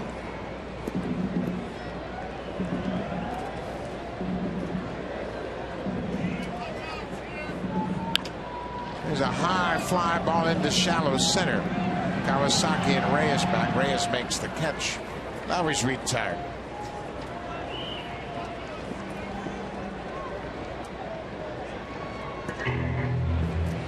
The A's have swept the Blue Jays just once in a 4-game series, and you have to go back all the way to 1981. Last time they swept the Blue Jays in a 4-game series. Bob Melvin's team had been swept by the Tigers to wrap up their road trip before they came home, and they were scuffling a bit. Yeah, they've had some tough road trips this year, the Oakland A's. Long road trips. The last time they swept the Blue Jays, that wasn't fair. The Oakland A's, they were in the playoffs that year, and the Blue Jays were what was their fourth year or something like that? That doesn't count. 81. Nate Fryman, the big first baseman, with the ball on the strike. Bob Melvin had mentioned the fact that they had 5 10-day road trips in the first half of the season. Check swing, Tapper towards second. Kawasaki will throw to first, and Fryman's retired.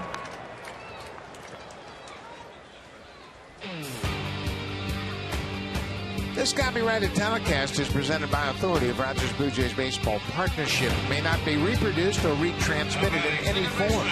And the accounts and descriptions of this game may not be disseminated without the express written consent of Rogers Blue Jays Baseball Partnership. That is the new Oakland-San Francisco Bay Bridge. And it is a beautiful suspension bridge on the east side of San Francisco Bay from Yerba Buena to the Oakland side. Nick Punto has gone over 2 so far. Hey, I got to hand it to Drew Hutchison, the way he has got the train back on the tracks here. 4th inning, had a little bit of a hiccup, 4 hits, 2 runs, but get stronger.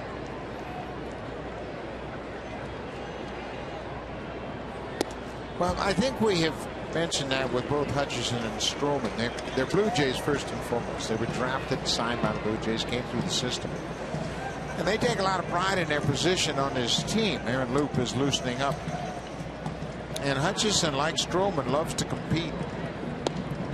And yeah, he had a hiccup in that 4th inning when he gave up 2 runs on 4 hits, but he has righted the ship, and he's trying to close out the 6th inning. He's up over 100 innings now for the first time in his big league career. He loses the number 8 hitter Punto with a walk. That's the first walk of the afternoon issued by Strom. A couple of starts ago, he got hit around early, but they kept him out there, and I thought he got stronger and had a good fastball at the end when they finally took him out of that start. That was a couple of starts ago against the Yankees. He gave up 4 runs, 7 hits in 6 innings, but he gave up a lot of that early in the game and then finished strongly. And I think that was a precursor to what he did last time out, where he struck out 10 against the Brewers. I love young pitchers when they get into trouble, leave them out there, teach them how to get through tough times. I think that's a real problem in the minor leagues. I think because they're so conservative with the pitch count. Pitchers never really learn how to pitch when their stuff isn't 100% on. I think you have to learn how to deal with adversity, and Drew Hutchison has done that this year. You remember he gave up the grand slam to Cody Ashe in Philadelphia and then came back with a 1-2-3 inning and put his team in a position to win. Yeah, and that means a lot. That you push through those tough times like that, when you're out on that mound and you feel like, okay, well, I've given up a couple of runs. Well, I've done this before. I've shut the team down before. Craig Gentry is 1 for 2. He popped out on a bunt attempt back in the 4th. But I think you have to give young pitchers the ability to work through situations to understand what it feels like. If you take everybody out because they hit a particular pitch count, they might never face any adversity. And what do they do the first time they get into trouble? Start looking over their shoulder. When are you going to take me out? Now, we're not talking about abusing a guy.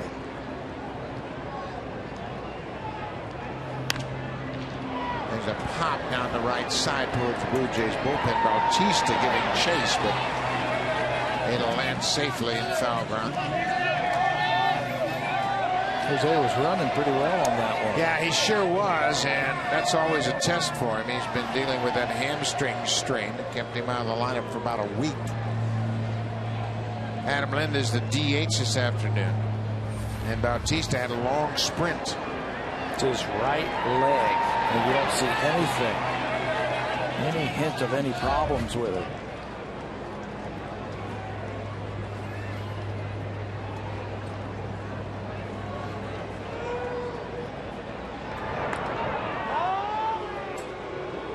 If you're wondering when the last time Bautista played first was, it was in September of 2010. He's played a total of 5 games before this game at first base.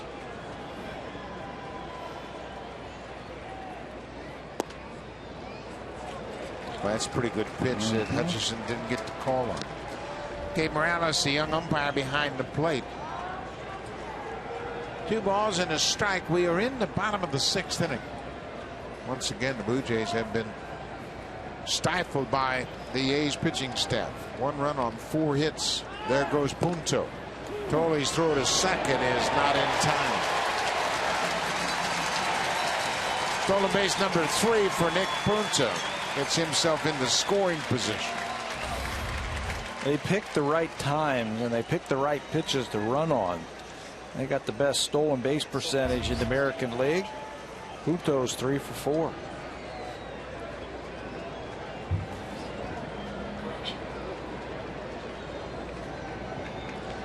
So Hutchison and Tolley, quick visits. You talk about the signs they're going to use with a runner at second base now.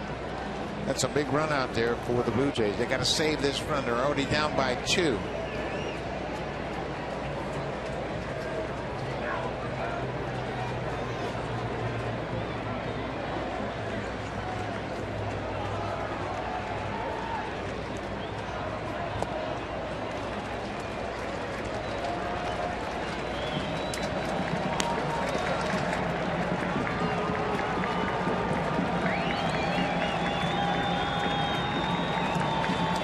Jaso is on deck. He's a lefty bat. Luke is standing by. He's ready down in the pen.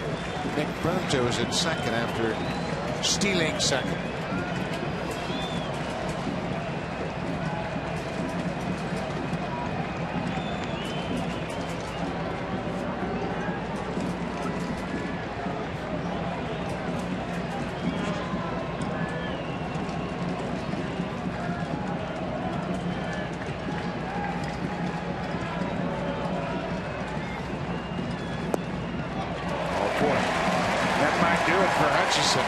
Second walk of the inning, back-to-back 2-out walks, and manager John Gibbons is on his way to the mound.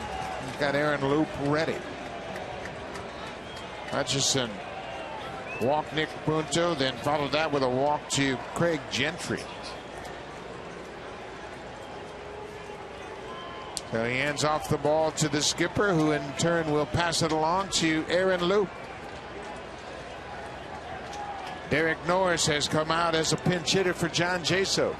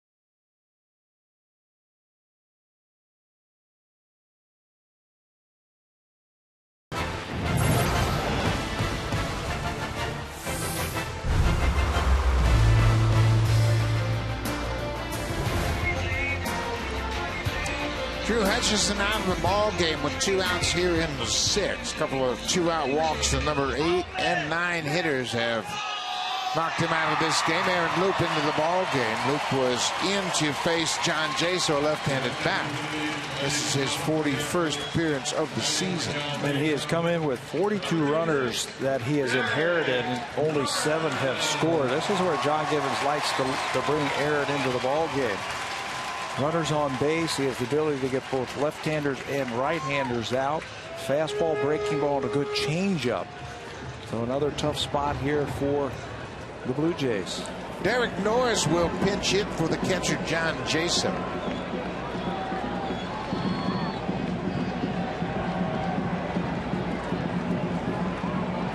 The A's pinch hitters have been hot lately. They're 10 for their last 26. That's a .385 batting average. First pitch breaking ball in there for a strike. They've had, but 20 pinch hits already this season. Yeah, and that reflects the makeup of the roster. They do a lot of platooning. They do a lot of matching up. They all get their share. And you got to figure that Bob Melvin saw this developing as soon as Aaron Loup started getting up to start the inning. He was thinking, if it got to Jaso, John Gibbons is going to bring in Loup, so I've got to have my backup catcher ready. Derek Norris is 4 for 11 as a pinch hitter with a home run and 5 RBIs. There are the numbers. 0-2, Loup's ahead.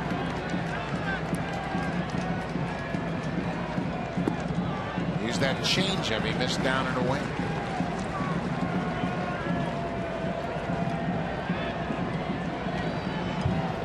As a player, you sit on the bench and you see this whole thing unfolding. You say, hey, I might have a shot right here to come up and drive in a run. Well, especially because Melvin does it so frequently, thinking right along with the manager.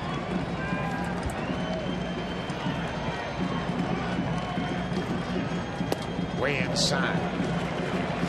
And back that pitch up with another one. Come right back in with that fastball again, because you got him thinking, okay, he's using that as a setup pitch. Yeah, he's faced him 3 times in his career. Norris versus Loup. He's faced him 3 times. Had a couple of hits off of him, but you're right. If he's thinking fastball as a hitter, generally thinking, okay, that's going to go outside now, change up outside. If you cross him up, maybe you catch him standing at home plate, taking strike 3. Well, he took a shot at that inside corner. He just missed. So it's a full count. Runners on the bases will be off on the pitch. Nick Punto from second, Craig Gentry from first. They both drew walks against Drew Hutchison.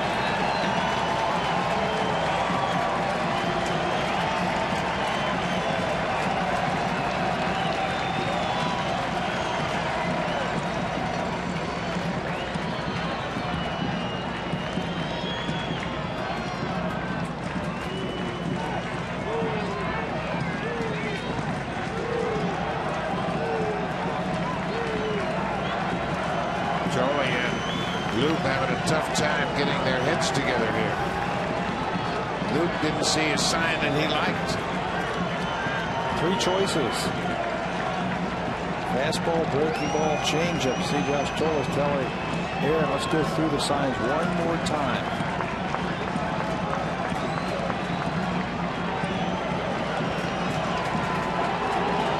Now they've got it. 3-2, 2 outs. There go the runners. Pulled foul. He went to the changeup. So go out and talk about it. That's what Tolley's going to do. Yeah, you got some time now. The runners are going to take their time getting back to the base. There's a foul ball here. Let's talk about what you're thinking.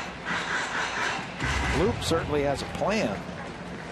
Yeah, he was pretty definitive in shaking off those signs. He knew exactly what he wanted. Alberto Callaspo. So far, the Blue Jays have shut down Callaspo. He's 0 for 3 today. They just assume leave him on deck right now.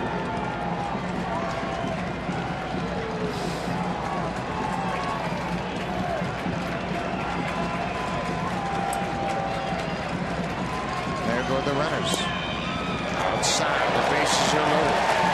3 straight 2-out walks, and Oakland has loaded the bases.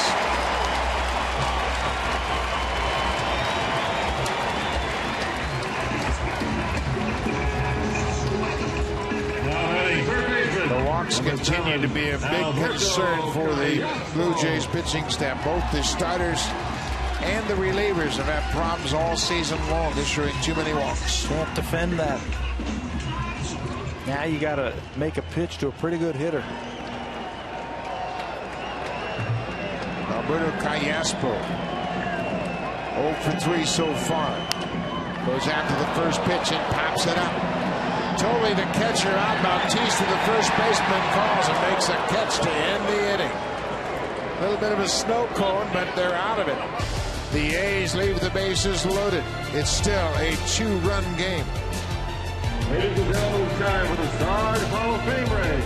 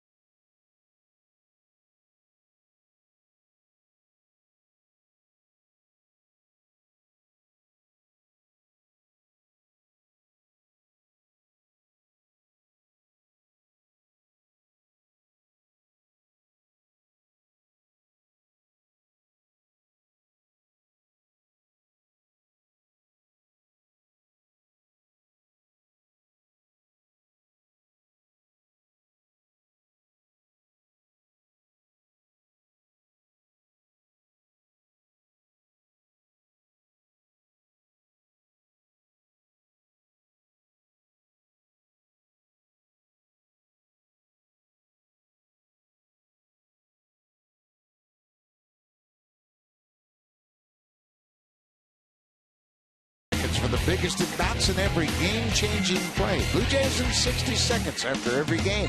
Only on Sportsnet.ca. Well, Aaron Lowe pitched himself into a jam, pitched his way out of it. He got pop-up off the bat of Alberto Callaspo to leave the bases loaded. So it is still a 2-run ball game. Oakland has a 3-1 lead. Jeff Smarja making his Oakland A's debut here this afternoon. And he has been impressive. He's allowed 1 run on 4 hits. 10 ground ball outs. Just a couple of strikeouts for Smarja.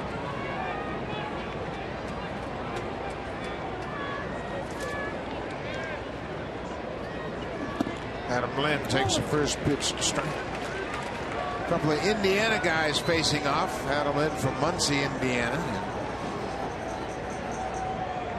Jeff Samardzija from Maryville, Indiana. Grew up in Valparaiso and, of course, played at South Bend, Indiana for the Fighting Irish. Blue Jays haven't been able to mount any kind of attack against Oakland. 3 runs in their last 36 innings. Lynn strikes out.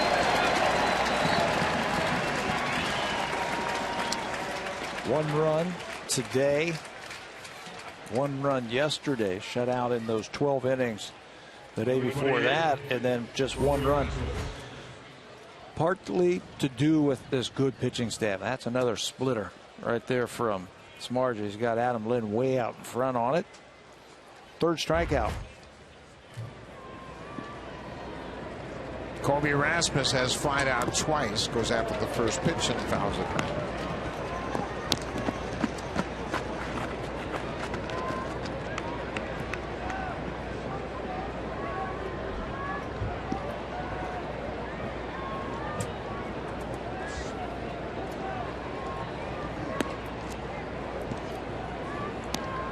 One and one count to the Blue Jays center fielder Colby Rasmus. the A's gave up a couple of top prospects and a former big league pitcher who is currently pitching in the minors, Dan Straley. The two prospects, Addison Russell and Billy McKinney, by all accounts, talking to the A's people. Two front-line prospects that got a chance to be everyday players. Russell, a shortstop, is in the top 5 of all prospects in baseball. That's how highly they thought of him. When you've got that type of talent at that position, pretty impressive. They've got a pretty good a shortstop in Chicago to begin with, Starlin Castro. So if they're going to play together, one of them is going to have to move.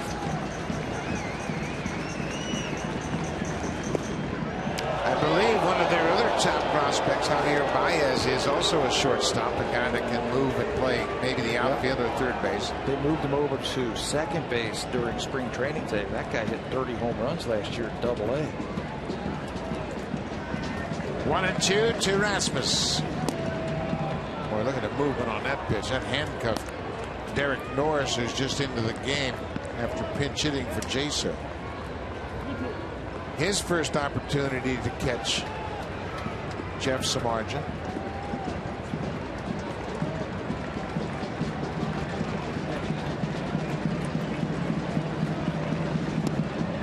Another splitter, another strikeout. Back-to-back strikeouts for Samardzija here in the 7th, and it doesn't get any easier for the Blue Jays looking ahead to their next 5 games. Opposing pitchers, it'll be Weaver, Tyler Skaggs, and C.J. Wilson in the Angels series Monday, Tuesday, and Wednesday. And then Chris Archer and David Price Friday and Saturday, first 2 pitchers for Tampa Bay. Check out those earned run average of those guys. They're in the 3s. There's some 4s in there. 3 of those 5 are left-handers, where the Jays have had some problem. That's why I think Nolan Reimold is going to be on his way. We'll see him in Anaheim.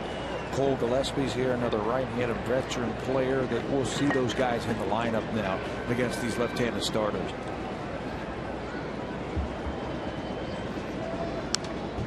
Blue Jays are now 12-13 for the season when they face a left-handed starter. And they were last in the American League in hitting against left-handed pitching. Yeah, 235 going into the game yesterday against Scott Kazman. 0-2, 2 outs.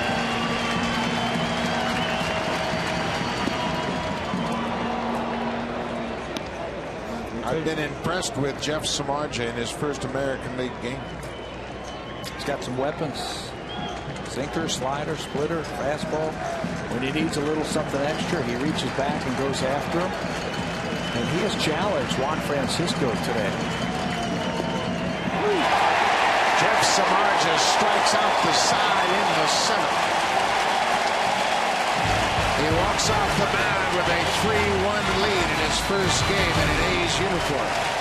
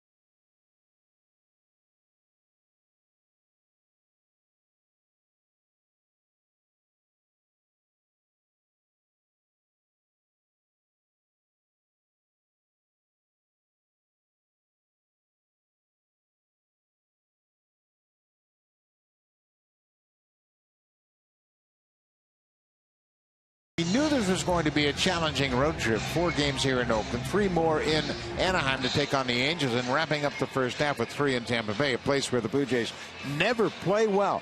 But the big concern for John Gibbons has been the offense. They're 0 for 20 in this series with runners in scoring position. And they've only scored 3 runs in the 4 games against a very good Oakland A's pitching staff. They just have trouble stringing hits together. Oakland's not walking anybody. I think that's been a big part of why they haven't hit. And they haven't hit a home run yet in the 4 games. And when the Blue Jays are not hitting home runs, and they've hit a ton so far this year, they just have not been able to sustain any kind of rally offensively. Aaron Loop left the bases loaded back in the 6th. Throws the first pitch strike to Yoenis Cespedes. The Blue Jays have scored 3 runs in this series, and all 3 runs have either scored on a ground out or a fielder's choice. Not a base hit. No one has knocked in a run being a base hit.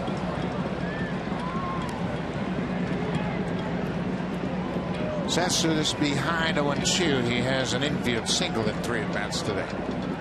Aaron Loop in relief for Drew Hutchison.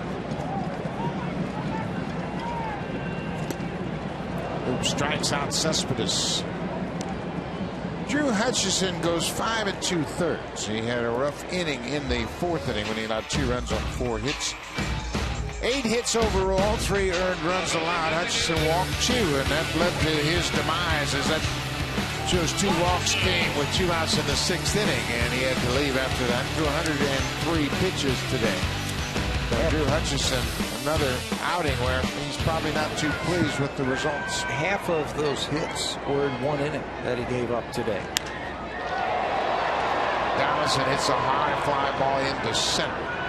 He is retired. And you know what's going to drive him crazy and really upset him, I think, of those last 2 batters he faced. 8 and 9 in the batting order, and he ended up walking both of them. Yeah, you got to manage the lineup more effectively than that, and they're hitting down in the order for a reason. Those are the guys you're supposed to get out.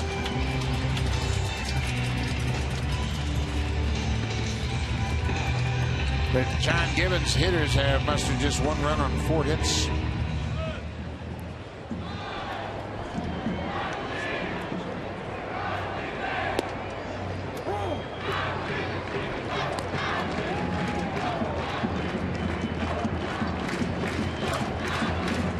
Stephen Vogt up for 3. He scored a run in the 4th.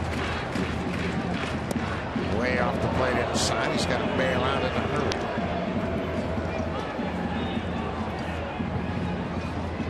He doesn't get many chances to face left-handed pitchers.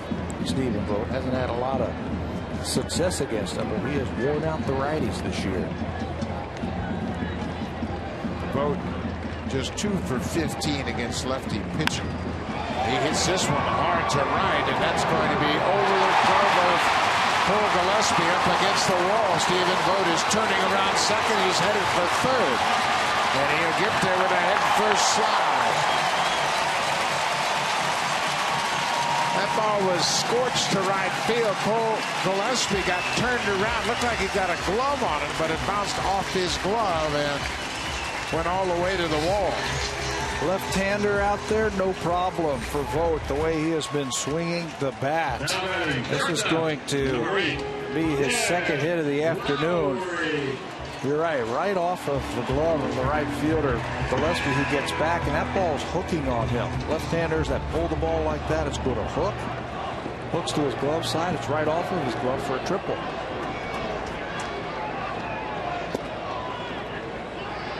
Jed Lowry now with a man at 3rd base. Lowry's had a good day at the plate.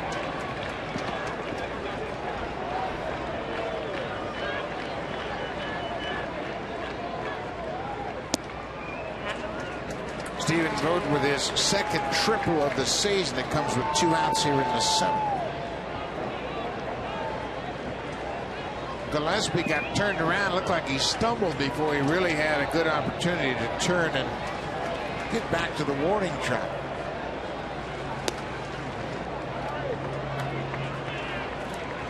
He's a good fielder. I mean, you watch him, you watch his movements out there in the outfield, you can tell he's a good fielder. It's tough to play those line drive hits that are right over your head. You're just not sure which way you got to turn. He's made 21 starts in right field. He's played 4 games in center and 35 in left throughout his career. So he's versatile. He can play all the outfield positions.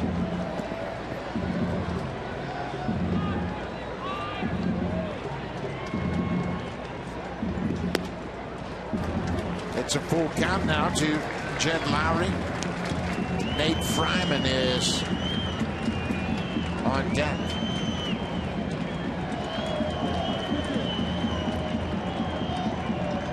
Stephen Vogt at third with 2 outs. It's a high pop down the right side. Bautista giving chase into foul ground. Did he catch it? Yes, he did. Somebody caught it. Gillespie caught it underneath Bautista as he came in from right field. Nice sliding catch by Cole Gillespie to end the inning. Lots of room in right. Bautista, the first baseman, out. Gillespie slides right underneath him. A heck of a catch to end the inning.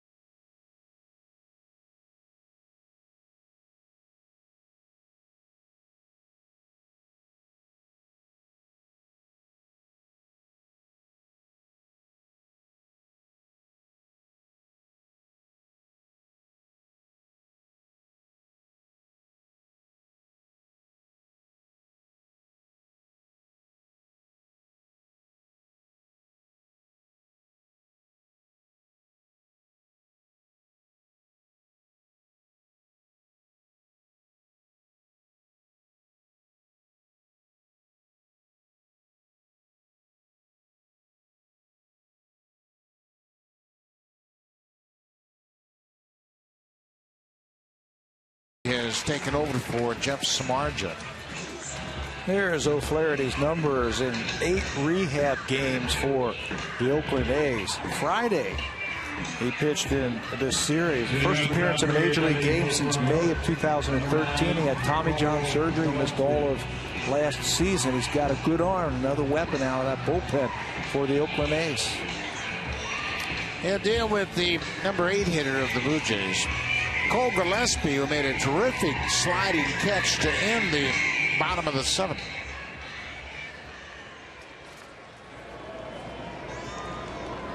Gillespie has grounded out twice to the shortstop.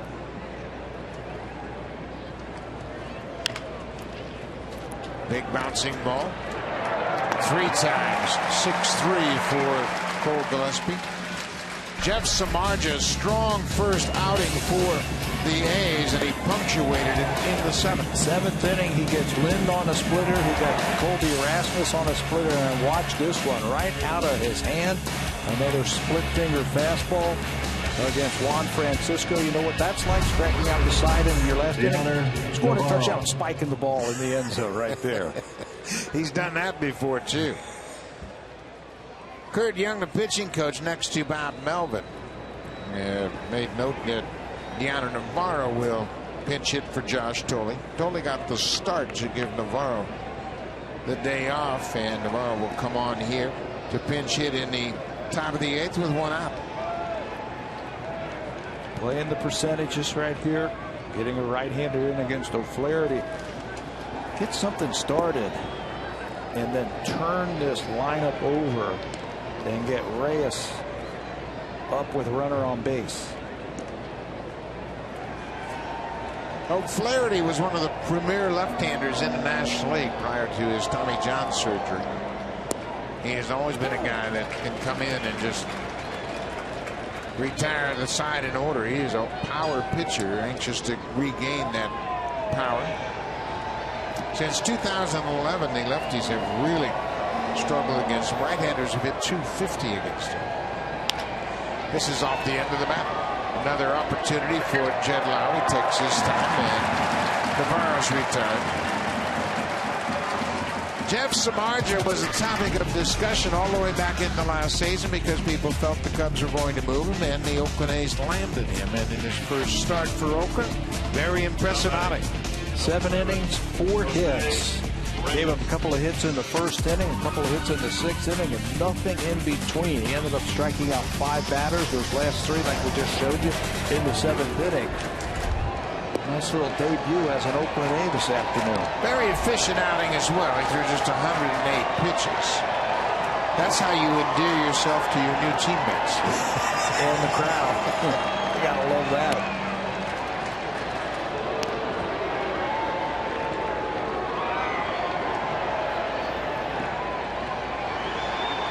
First time Samardzija has gone 7 innings since June 7th at home against the Marlins.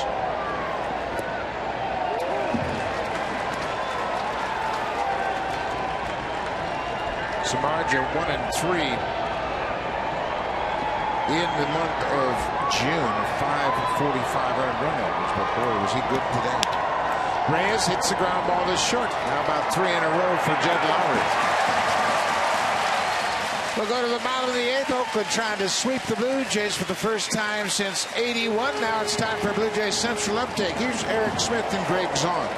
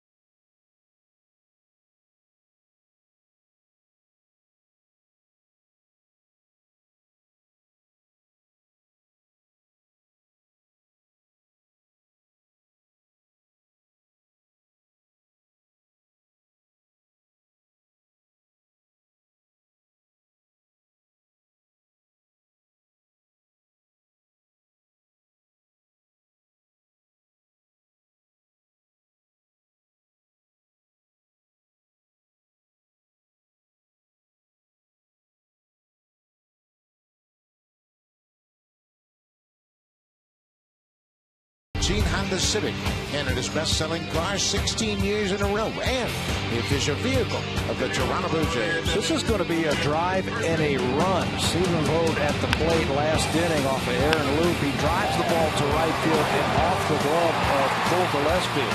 Now the running part of it, he's going to hustle all the way around to third base and dives on top of that bag for a triple. Drive of the game just last inning. Casey Jansen, a new pitcher into the ball game, as Jansen hasn't had the opportunity to work too much lately. Last time he pitched was July 2nd on Wednesday before the Blue Jays left Toronto. Nate Fryman checks his swing and doesn't go around. Casey was the benefactor of that walk-off home run by Edwin Encarnacion. Picked up his 3rd win in that game. He hasn't pitched since. 2-0. Diamond 1 for 3 with an RBI. He had an RBI single in the fourth.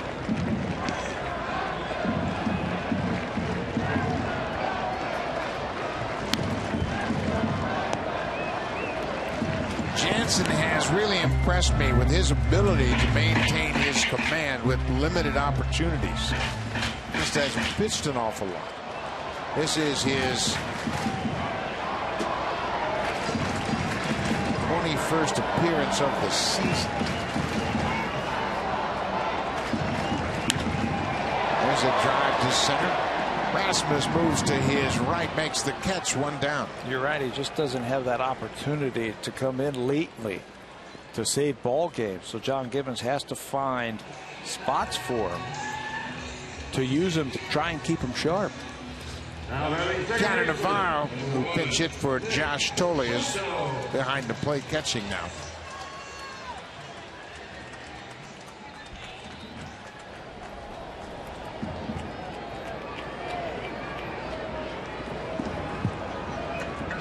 Nick Bunzo goes after the first pitch and lifts it high into center field. 2 down.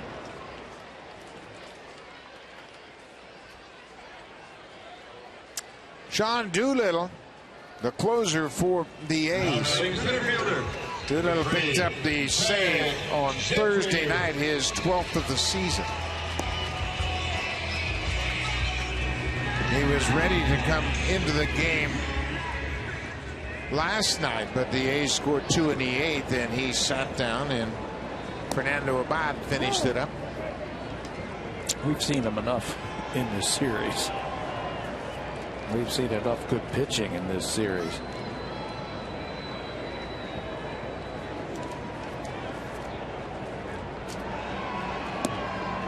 Craig Gentry, 1 for 2 with a walk. He had an RBI in the second inning. He drove in the first run of the ball game. Oakland scored 1 in the second, 2 in the fourth. Blue Jays scored their run in the sixth. That's where we're at now, 3-1 Oakland. That's a foul ball.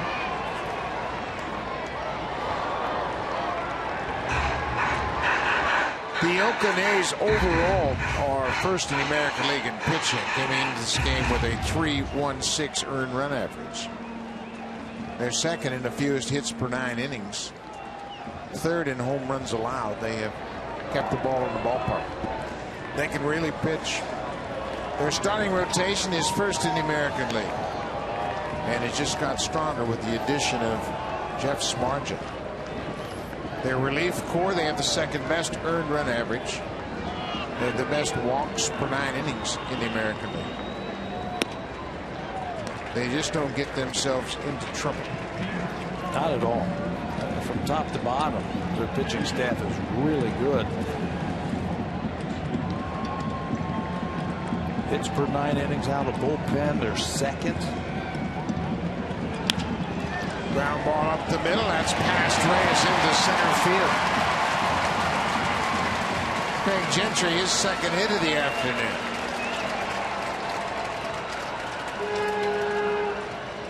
Fans, a reminder, the Blue Jays Tumbler Cup giveaway will take place Sunday, July 20th, when the Blue Jays take on the Texas Rangers. It's a 107 start. The first 20,000 fans will receive a Blue Jays Tumbler Cup.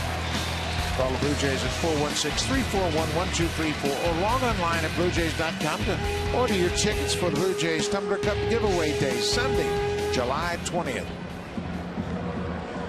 Gentry with his second hit. He's a threat to run at first. He's been perfect this season, 15 for 15. Boy, he was off and running, wasn't he? He was trying to lull Casey Jansen to sleep by putting his hands on his knees and just sitting out there trying to time him. You can see him trying to time Casey Jansen. Casey did the right thing. That's your move. Just held the ball on him.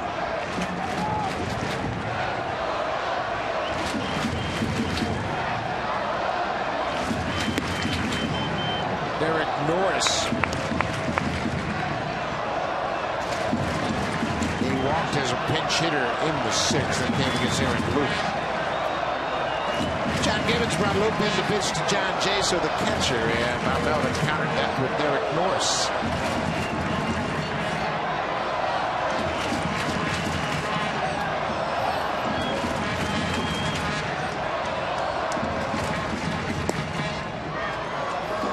He looks like he's itching to go over there at first base. It's a good time to run. Get yourself into scoring position. You've already got a 2-run lead. Try and scratch out another run.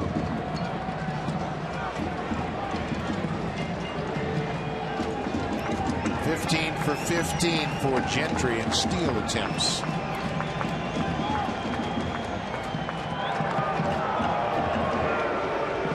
He can take another step too. Got back easily on that pickoff attempt.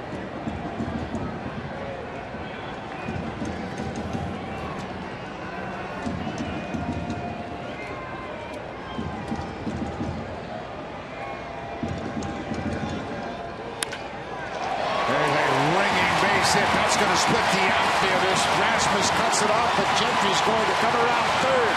Reyes relay throw not in time, and it gets past Navarro. Derek Norris picks up the RBI with a double to the alley in left center.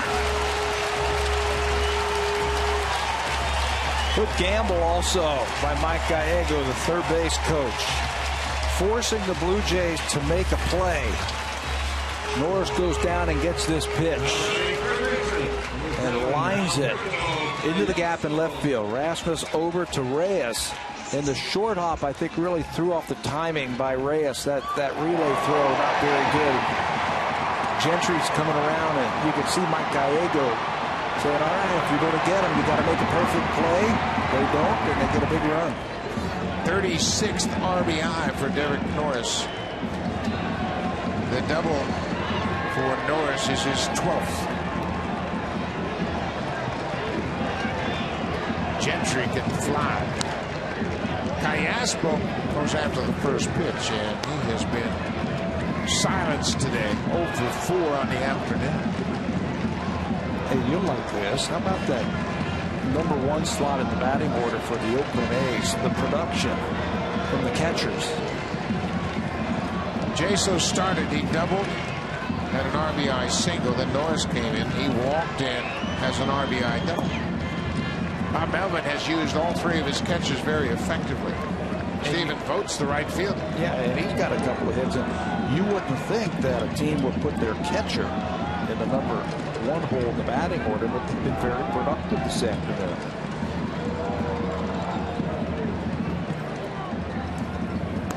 Dan Otero, the right-hander now, just in case they score an extra run here. They might sit Doolittle down again. Ball and a strike. 2 outs.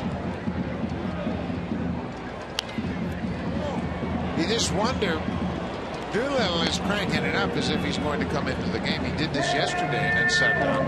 I think you might as well pitch him in this situation just so he goes out there and gets an opportunity to work off some of the adrenaline, because he was ramping it up to close here.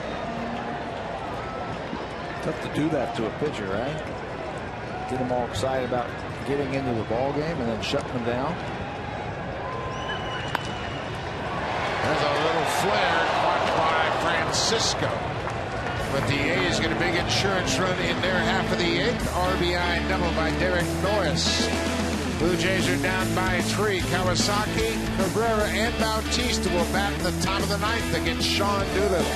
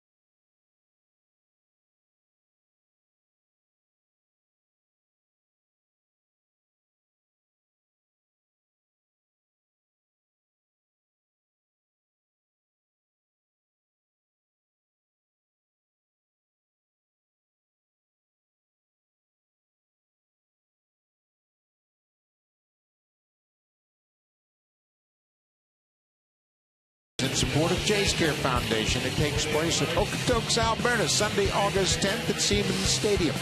Join Roberto Alomar, Jesse Barfield, Lloyd Mosby, and Devon White. Take batting practice with some Blue Jays legends. Log on to BlueJays.com/JaysCare for more information about the Roberto Alomar and Friends Charity Home Run Derby. Number 62, John Doolittle picked up the save in the opener of this series. It was save number 12 for the left-hander, and he has taken to this closing role pretty effectively. Yeah, 12 for 15. He is now the closer for the Oakland A's after Jim Johnson had it earlier this year. 283 earned run average, 13 strikeouts per 9 innings. He comes right after you, very aggressive on that mound. 60 strikeouts and just 2 walks. Another defensive change for the Oakland A's. Coco Crisp enters the game center field, pushing Craig Gentry over to right. So if you're keeping score at home, put Coco Crisp in Stephen Vogt's spot. And the pinch hitter batting for Munenori Kawasaki will be Steve Tallison.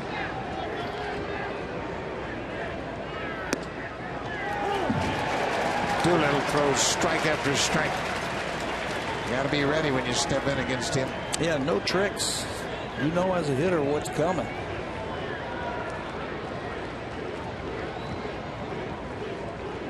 I was talking to Steve Tallison the other day about Doolittle, and he was saying that you can see his fastball, but he's got a little bit of extra life as it makes its way towards home plate. And he throws it in the upper parts of the strike zone, making it tough for you to get on top of it. It's not a blazing fastball. It's respectable, low 90s, but it's not 97, 98 like Aroldis Chapman, but he's got a little extra skip on it. 2-1 to the pinch hitter, Steve Tallison. There's a drive to left field, hit deep. Cespedes looking up. This ball is gone. Steve Tallison connects for the home run. A pinch hit home run for Steve Tallison. His first pinch hit home run of the season, his third pinch hit and third RBI. Boy, that was a big insurance run they got in the bottom of the 8th. It'd be a one-run game. Tolly was telling me also, he said, I know that fastball's coming and I'm almost on it, and I just missed it the other day. Well, he didn't miss it this afternoon. That ball was hit hard to left field. Just the 4th home run that Doolittle has allowed this season. Melky Cabrera takes one upstairs. He will supply the power. You just get that barrel about out in front. That's what Steve Tallison does for the home run. This is popped up. Nate Fryman battling the sun is there. Makes the catch. 1 out. Now it's time for a preview of what's coming up on Connected. Here's Jamie Thomas.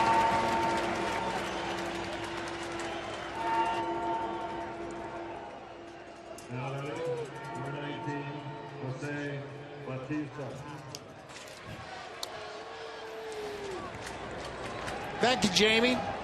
Remember, that's coming up right after this ball game. Jose Bautista has gone 0 for 3 today.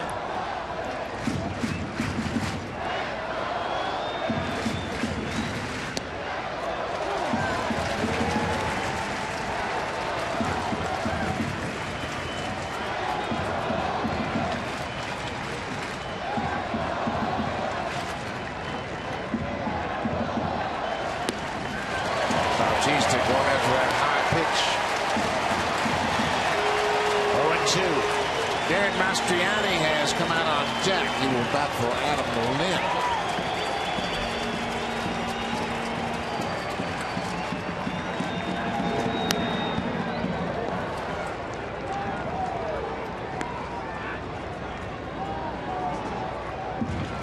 Lynn 0 for 3 with a couple of strikeouts against Jeff Samardzija this afternoon.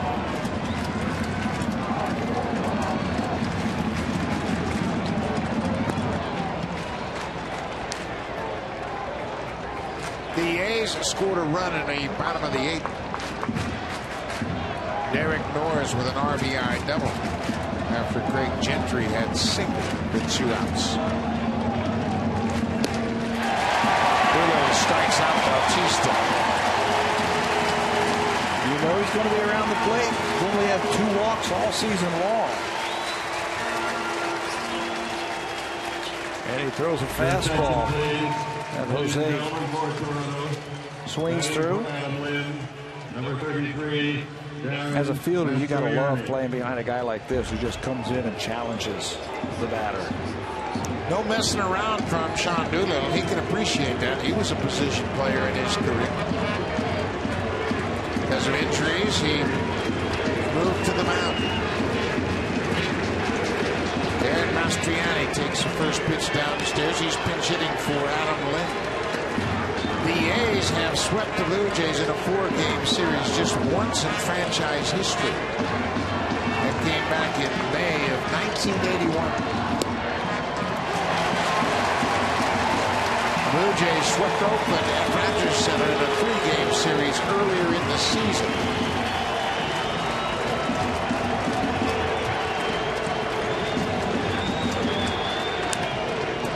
This is a high flying ball to left. This should do it. Cespedes waits on it. Ball game. The A's complete the 4-game sweep as they have stifled the Blue Jays offense completely. They showed you how to do it. With a great pitching staff, they get a good starter, a deep bullpen.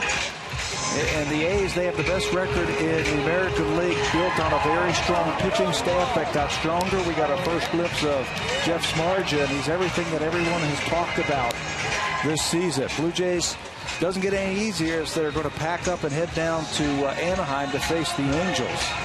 The Blue Jays lose the first 4 games of this 10-game road trip that'll end the first half.